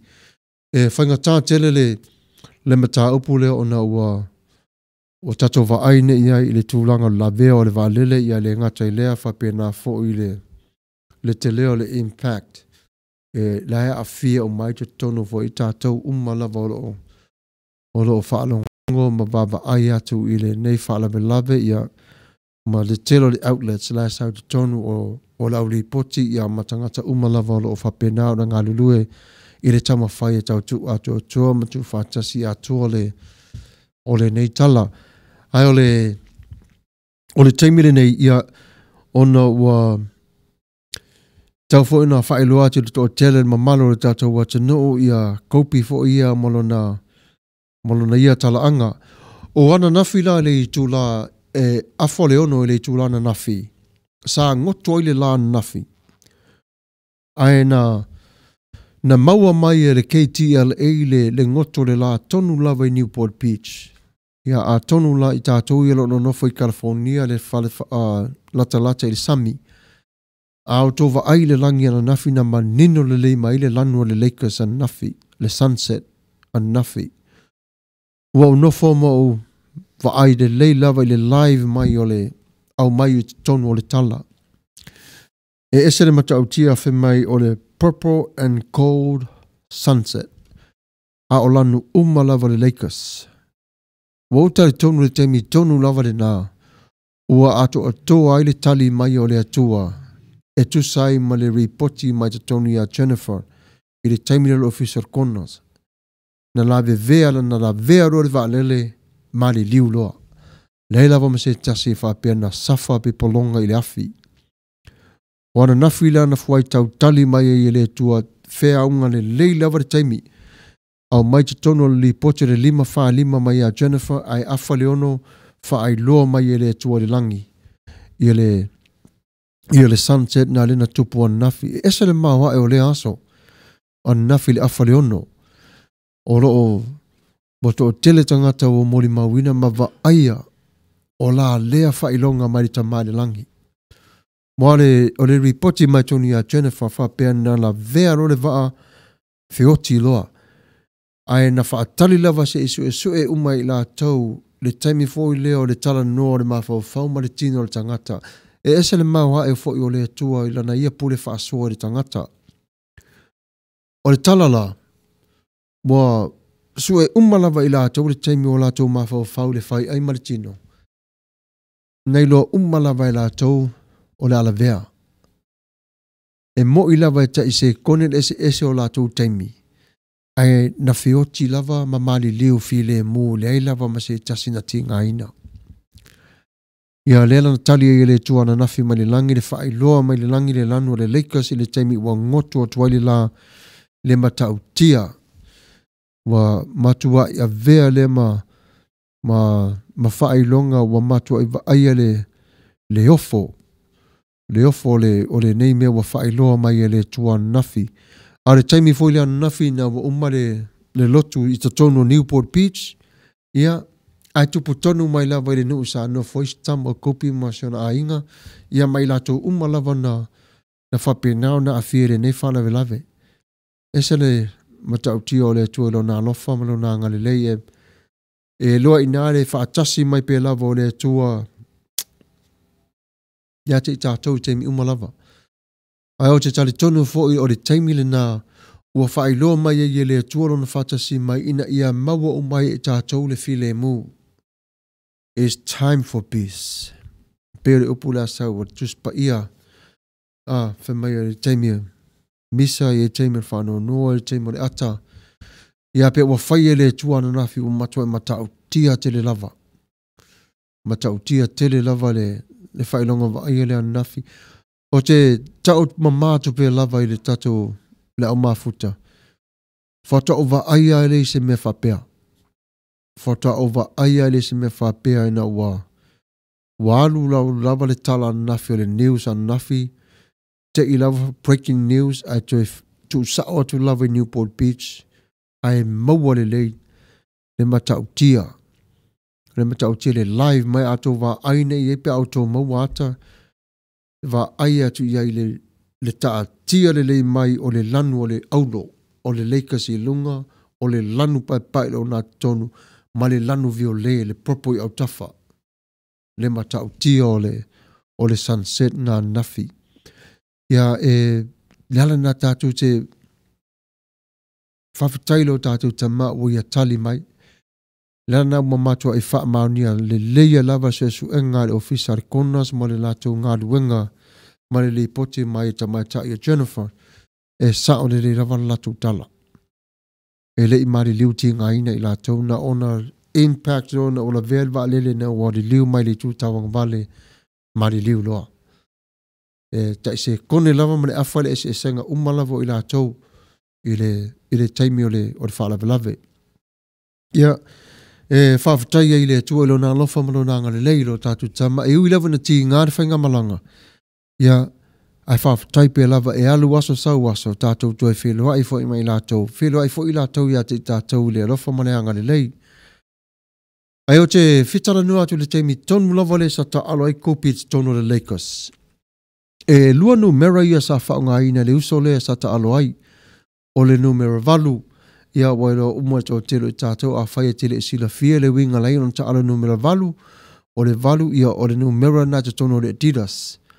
O la ia na numera fia tele ai. Nana a whaapopo a tōla ia le whār tōru maritasi ia e mawai le valu. O la numera na sa ta alo le valu. O le numera na sa ave iai Dr. Bus. Na mana o lava kopi le valu. Sa whapena fo ino talia Jerry West, al taimini na o Jerry West na iana au maia ia kopi le tasi le awhi sa leiva ono. Le nga trade 80 vats I tono o Charlotte ia au maia ia kopi ta alu tono le Lakers.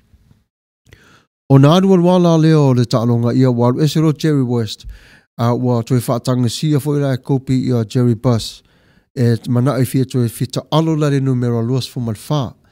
A le tele o tangata na whai mai, ai e fia sa soo atu ia Jordan, le ai o le numero losu whale a kopi, o la numero le sa ta alo ai le likia Italia, a o ta alo ai wholon ta maa, o la numero la le whafu atu Amerika. Na mana o lava le tau le lea ina ia ta alo fo I le numero losu malfa. Le lalo o watu ia o tau le tala ango le valu mai luas fu malfa, o le numero valu. E fitu se lau mali fitu ta alonga sa ta alo I kopi le numero lea. Se fulu ono afe, valu se lau, ono sfu mali ono ai. All Stars, fa valu, na firfiria kopi le numero lea. O siampini lana mawai, e tolu siampini, le numero valu. O na umalea toi ofu mai e kopi le numero luas fu mali faa. O lea o whai o ta alonga sa ta alo ai, ono se lau tolu sfumaliva. O points nga maua te tono o le ofu le luas sfumalfa, se folu ono afe, fitu se lau, iwa sfumalfitu. All Stars, e wha se folu na whiriwhiria kopi. O lea o whai lao siampini sa maua le luas sfumalfa, e lua. O nala e maua atuan siampini e 5, ia o le scoring titles, ia tofu lava le ofu ma le scoring titles.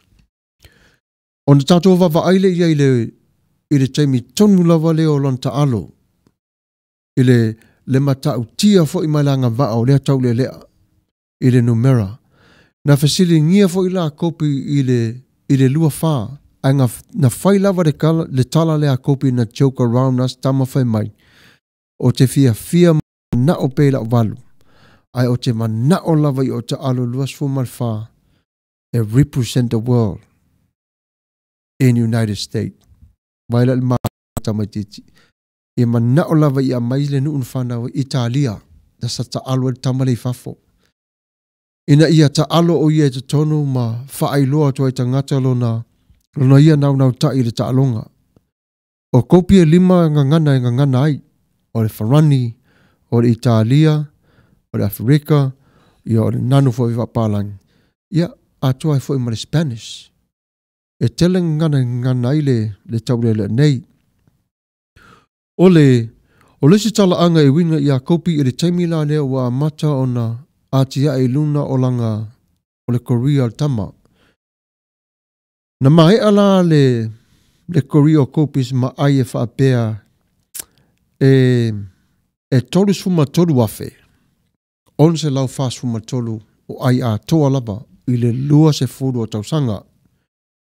Ia o le au whaila wana tongi sa aru fo ito tonu o le ato po le basket e se fulu tasi afe fitu se lau se fulu mareiva. O le sila le vaenga i tato vai lela iai e fiala minute sa ta alo ai kopi i le lua se fulu o tausanga. E fast full ma valu afe ono se lau tolus fo mal fitu.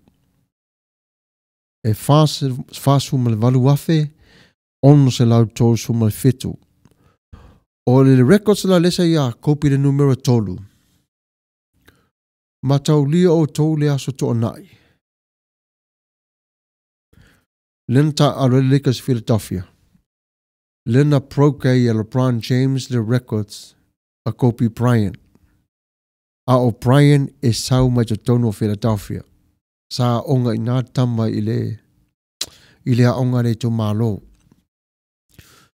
Na umalo ona break e Kobe Bryant le record Kobe Bryant tax law ia Kobe ia Bryant ia LeBron ia fa malo ia malo tau sinyo wa tini le fa moi now elon tolu aina fia Kobe mafai ai o le mea sili ai o oi o le Lakers wa e numero tolu malesi mea wa e faiale nei te tonu o le nuusa o wa onga maolai o Philadelphia. Nā tō wa aere ta alonga le na matua i tu uma Philadelphia tangata o Philadelphia lunga. Ma matua i pati ma fia. Ona fo o lato tama. O le tama i titi patino ia te i lato. Ia au le Lakers lava wa breaking on the records a stama o Kopi. La lawa numero 5 nei la Kopi. Ai numero tolu ia LeBron James. O le whinga tāla leo o le tala lea. Ai aso sa oti loa ia Kopi. Ai tā ofi le Lakers awan I while lei mai lato whainga malanga. Sa talo sia, sa wha talo sanga ina e le ainga a toa le Lakers e tā ofi le wa lele. Awa ne I lele mai wa lele a se I tuu le wa lele whawhi le mu.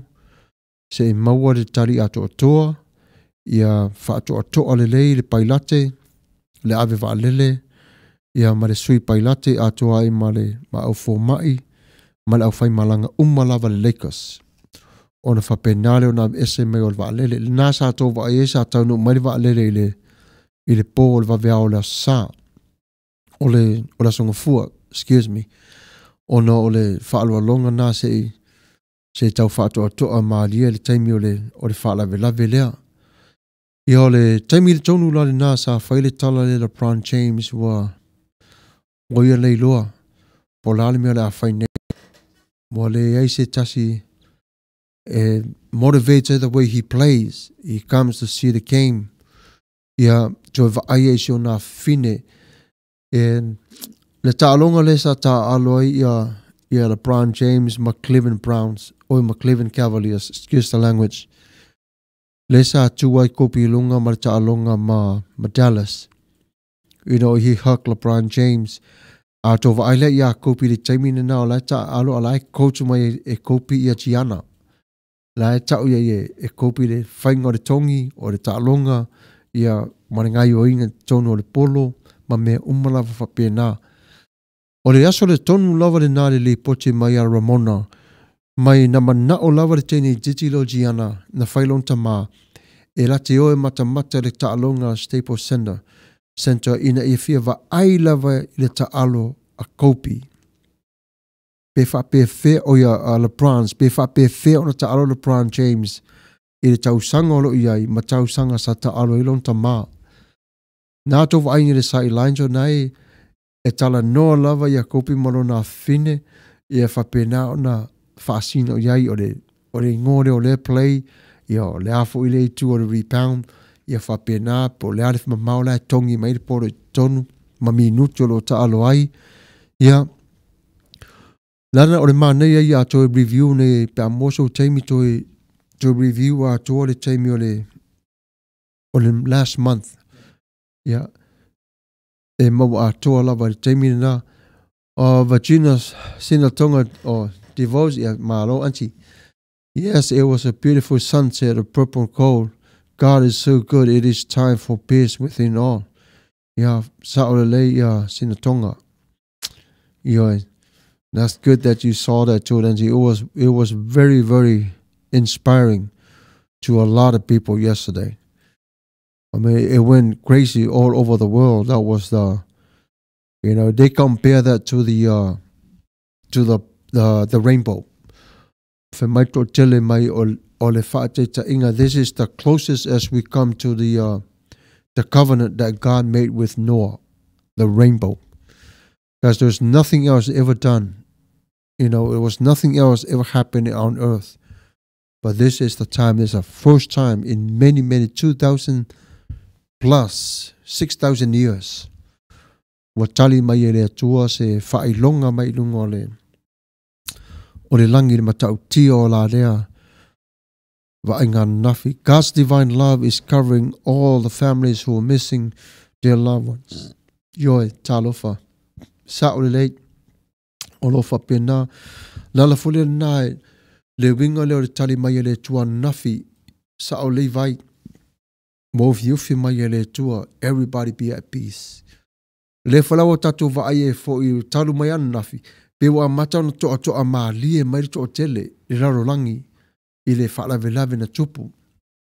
Ia o te whaiatua la utala, o te tax au toa nafi is tēne Ramona, i le tele mai a reporti e winga i tatu utala, na announce lo le tēne le Jennifer de 5 ai afa leono tali mai e le tua, ne wa umana whaili poti. Mata utia te lo le mea, mata utia tele. Io le taimi na ia, turi te tai pe lava pe a mauso taimi mata fo i tala anga o stama kopi. Ia o le korea la leo top o kopi i le taimi tonu lava leo o ta alo i te tonu o le All-Star Games. O kopi e se folu ma le walu taimi na fili ai i te tonu o le All-Star. Second most in NBA history. Second most. O le matua Itali ni al tangata. 15 All-Star Game starts. E fase fulu ma le 5 o na ta alo kopi as a starter. Second most in all NBA starts. History. Second. 4 All-Star Games MVP tie most in NBA history. Most valuable players. Yeah. And this is the real deal. He was the first teenager, a first young man, a kid, ever play in All-Star in United States history. He was the first one. Second most points in All-Star game history. Lua se full mare valu ia tausanga sa ta alo ai, firfire o ia ta alo tonu All-Star. Mawai ai e lua se lau Ivas folo, 290 points. Second most, matau tia o matuale leo ta alo tamasole. Ia, au te tonu lan All-Star. Ia, most steals in All-Star game history o kopi la leile records o le steals e tolus fumane valu. Nalo tau fia pela e kopi le records lea ia ta ilo la po poifoi la se tasi o la amawhaio na ia vesea le records mai kopi. Ia le matango fia le tata o ma futa le neitu la A fo lana tala au I ili atu ona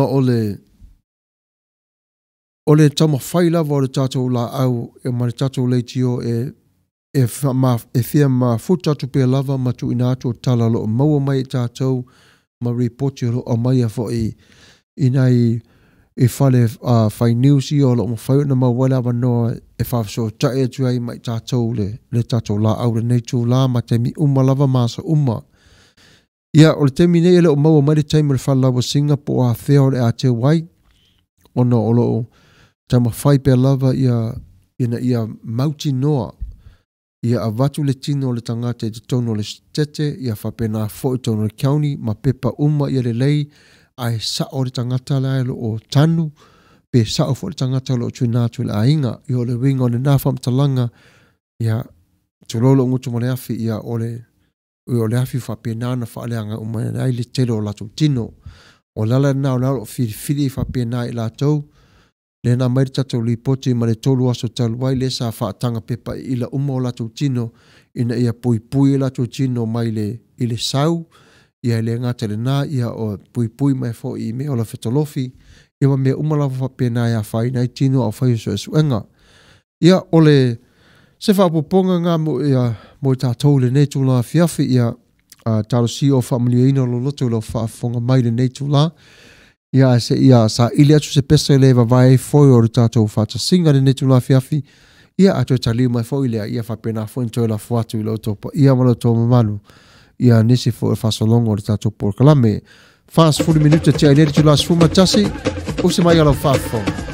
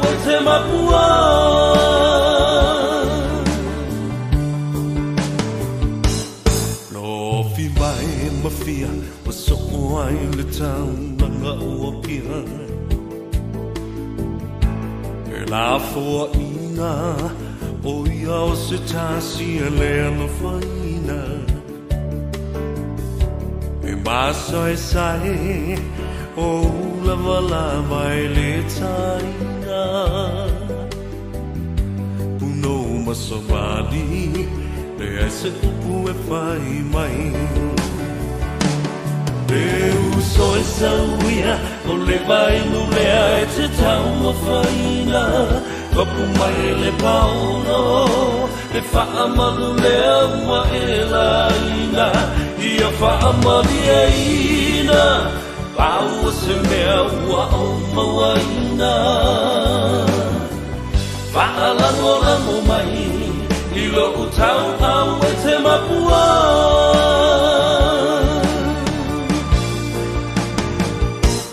Le uso e sauia O le vainu lea e te tau mawhaina Mapu mai e le paolo Le whaamalu lea ua e laina Ia whaamali e ina Pau se mea ua o mawaina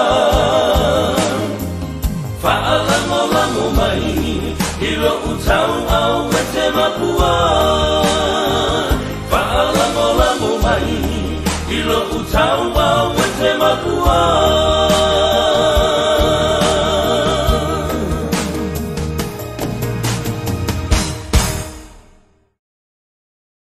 Anaia ia vi ia lava le lofa ma le anga le leo le tua le neitu la fiafi ia se I asi atu le tato au mafuta le neitu la ia fatu whamalia tu fo I la atu whawhonganga a whaiwa mo misi atu la ko meni le nei teimi na whaita wina ia whapena whamolimole whamangalo mai au auna ia wa walu atu la tole story ia wa ngalo tai o tau le nei teimi ia ai leisa whaina vi ia pe lava le lofo ma le anga le leo le toi mea uma lava wani ia whaia mo I tātou leo wa toi sfuma le 5 minute ia na whapenare on tātou te ama wha vai ia ole o ne teimi ia ole a tuli matai pe lava le tātou porkalame tusa fo ima le whatu langa ina le nei tu la ia ole e teimi fo ia e whano no ai I tātou e fo teimi tātou te fia ai ai tātou te le mai loa foi au wala o le tua I taimi tonu lo tātou wola. Ai mai se lava pe a whaafua se I mai. O lale wingo le nei tala. Le to o iwa le na mali leo o le whaala belave whaafua se. Ai tali mai e le tua whaafua se I mai le tali e le tua. Whapena mai te tonu o le purple and cold sunset. Ia wa whailoa mai lava I le tua lo na lofa ma lo na anga le lei. I le atanu. Ia malesi fo la leo tala la whatu ai. Lala wai lofo ni la tātou. E fia tele la tata mai le langi Lakers. Lona winga la ola na au moni na le audio Lakers. E whapena winga I le fia la o ia le Celtics. Ia maisi au. O le Lakers lava le au wal tama. Ia tata o mafuta ia ono sa I popo ngam whainta, whaftai ma lole nofo te talo. La fo e tangtanga e tofo I lava mbawa aia te lunga Facebook, io post lava o tome whapena, ia elangona tu lava le ti ngā mal maftia, olo o tofo elangona. Ia mena mātou te talo pe lava ma o tau, ia le mawhina ngala o tau ia te mātou ai whaftai mo mea umalava, ia whapena ia o tō ngā ruenga whita o whai le hau a tō manpō, ia le ngata I lea, ia o lo tō mafuta mai pe lava I te tono le tato live I le aso ma le aso. Ia o le teimi lade nei, ia se I ma lewa tō sfuma tole minute I o na taponia le o le tato whasara launga le nei tū la, se tato wasi atu la se upo le tua whapena o na whawhile mua re tato waso ia ona tato lea ona te aima wha vai. John 12 verse 26 it says, if anyone serves me, him my Father will. There are times in life that when we see there are so many ways that we can serve someone. But when we serve God with our hearts and mind and soul fully, He will honor us. He will honor you. Maybe you don't see a purple and gold in the sky as He answers you. But I do believe that he touched your heart. Means he bind with you together in your hearts. And I do believe that he sees what you're going through. Young people see adventures as excitement, or more important, that's to keep them going in life. But something to believe in. That's always in the back of our mind.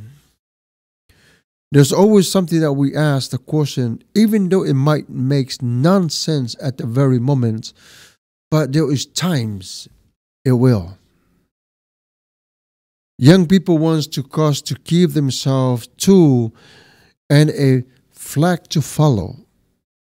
The times, the young people needs help. They need us to lead them. But sometimes we might have to follow the young people as well. They can lead us to where we need to go. Without a purpose, gather themselves, many young people know they will end up with empty hearts and meaningless life. We need to stay together. We need to lift each other up. We need to be there for one another.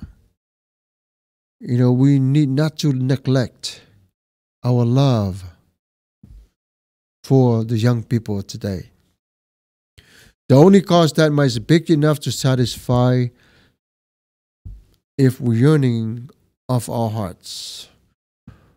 Whatever our age is the cost of Jesus Christ, and his flag, his blood-stained body was lifted upon the cross, and then he rose again at the third day. And here we are. It's an invitation of love. It's the invitation of how to and where to, and it's an invitation of grace. 1 Peter chapter 2 verse 5, it says that you also a living stones are being built up a spiritual house. There are times also in life that remember you are a living stone. And you're the one of the stone that is helped to build the house of God with.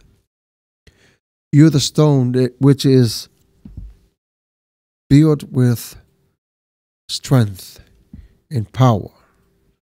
And you're the stones that is used to build the foundation of the house of the Lord. What are you going to do with that? There's sometimes we neglect of who we are, and we lost our identity in the midst of the chaos. There are times that we lost ourselves in the midst of battling of our minds. Because sometimes we don't grasp on the things that we're supposed to, but we just start letting it go because of our minds start coming weaker and weaker and weaker. We must hold ourselves together. We must look at ourselves as a pillar that stands strong, as a light that is sitting on the top of the hill and shines with love and kindness. God is not a man that he should lie, nor a son of man that he should change his mind. But when God promised us anything, something, he will keep that promise. And he will follow through with that promise. He can be trusted. Trust God. Trust him. God can promise, be trusted. Take, for example, his promise to be with us in every situation. Yes, he is.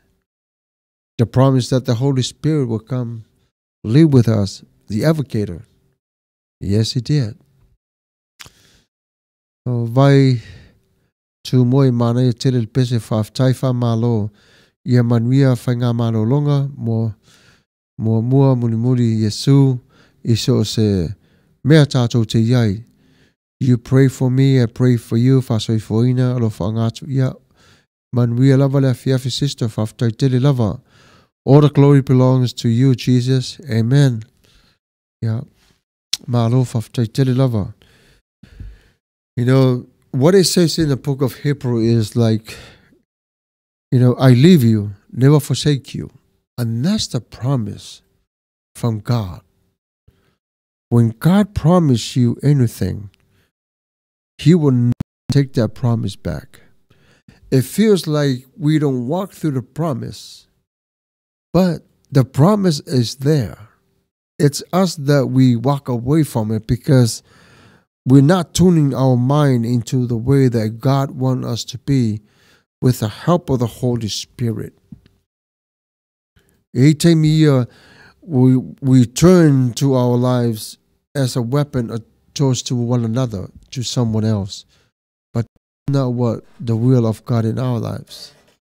We all need to come together. Tātou wono mai whatasi, I tātou o le whanau in a nofo whea whani.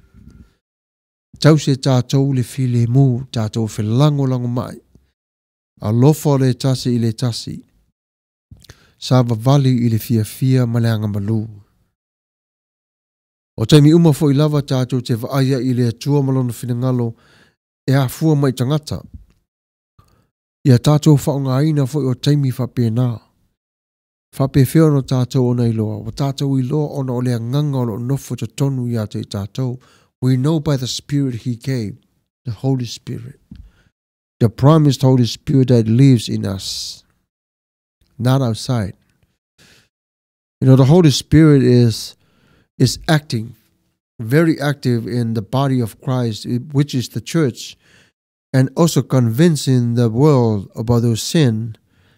And not only that, but He is baptizing, sanctifying new believers who comes to know Jesus. And He leads us to all truth about Jesus. That's a good news for us. There was time when we go through John 16 verse 7 says, let me paraphrase in this way, if I don't go, the Holy Spirit don't come. In other words, it's better for me to leave, because if I don't leave, the Holy Spirit won't come and be with you. That's a promise. Don't you know that you live on a promised life of God? Don't you know that you are the part of the promise of God? Because He promised He'll resurrect you from death. Yes, He did. He promised He'll forgive your sins. That's His gift for you. He'll promise that He will have a Savior for you to save you from the death of sin.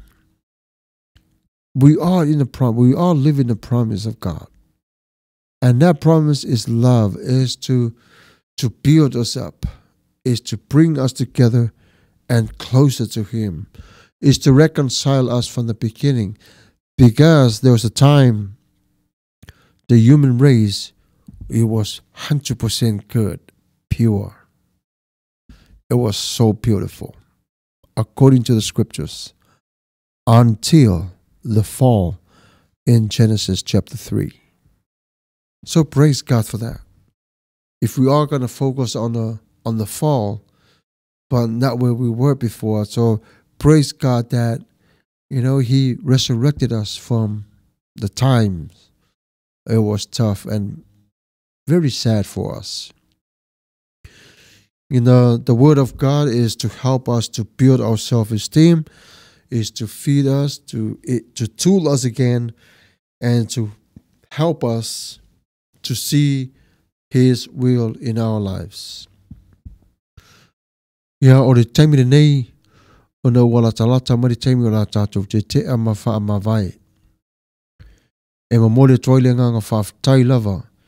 I want to thank you, all of you, all the wonderful audience, members of the Silver Fong or the Tuavao, the newcomers, and thank you so much for tuning in.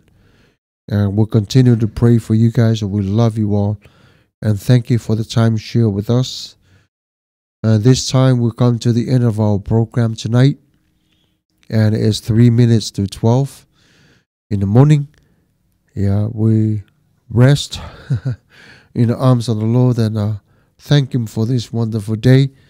Mamole toile nganga whaftai tele lava I pa anga masani ma pa anga lali lei o si fongo le Tuavao whawhitai tele lava le mafuta mai le tātou pokalame le neto la fiafi. Ia, o le a fo se pa o papa po le a fo se tala whetoi po se tala mamafa po se upu foi. Wa le tu talinga ona o le sasi atu o le neto o le laulau. O te wala au ia te oile uso ma tua whina o le mātua foi. Whamangalo le au ona. Ia whapenao na lo whātua o le atua ia te oi taito tasi, ma ainga, ma whalapo patonga, ia ma tāpenanga, ia ma mea ato o tua umalava. Ia o lea whawhitai, whamaloa tua ia te oi tu. Ore nei teimi, ia Samoa o lea tātou te talo whatasi, ona wala talata mari teimi tātou te ama whamawai. Na tuai lo mātou ta māpa ia, wa taunu mai nei lo mātou sā i le si oi o la mātou nei wholanga. Whawhitai i lau upu malau mana le li ie. Whawhitai i lau te talo, whawhitai te le lava i whautanga lo loto. I lautanga i lo loto malau sile te tonu i o mātou nei whatu. Whawhitai le tua i lau pui ngā lofa i ate i mātou. Mana tua le si whafonga o tai au fau. Pāanga wa whaatasi mai, ma pāanga i le whaatasi mai le nei tuaso. Ia whapenao nā siasi o lo wanga ni leilo mātou ta mā. Awatu ia te i lātou o le manuia. Ofi i lātou anganga pe iai le ofi o lo malofa malo mutu si vale. Ia mamau ese o mala le li ie. A ia whaatasi lo file mō mani manuma ia te oilo mātou ta mā. O le nei lo mātou ta mā pa ia. O la te ai mātou ma pāanga. Ia whape nā le li ia lo mātou ta mā. Ona ei nā mai nei. A ta apere whare li i li ie. Ia si tia pe lava le au angelo lo vi inga i le ni yaso. Ia manuia Samoa ma le lalulangi atoa. Whawhitai te le lava ono o Yesu Keriso. Ono mātou wali i whaola. Amene. Soifua mai a manuia le fia.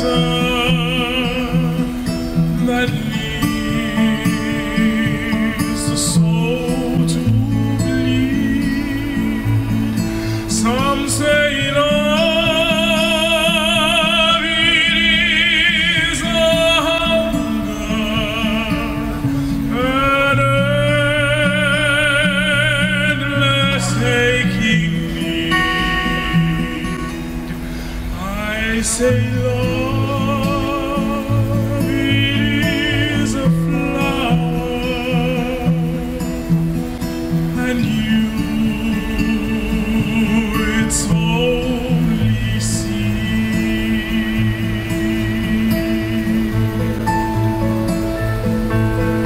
It's the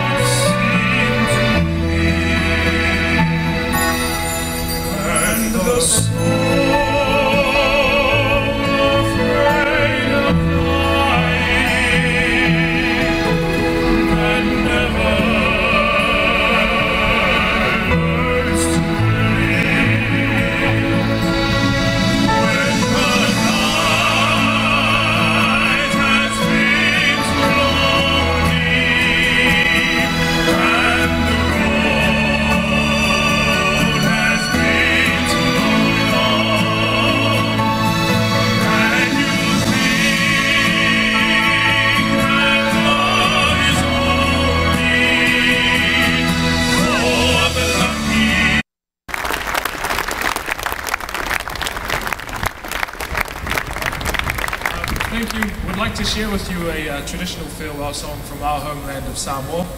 This is Tuavao mai Feleni. Tuavao mai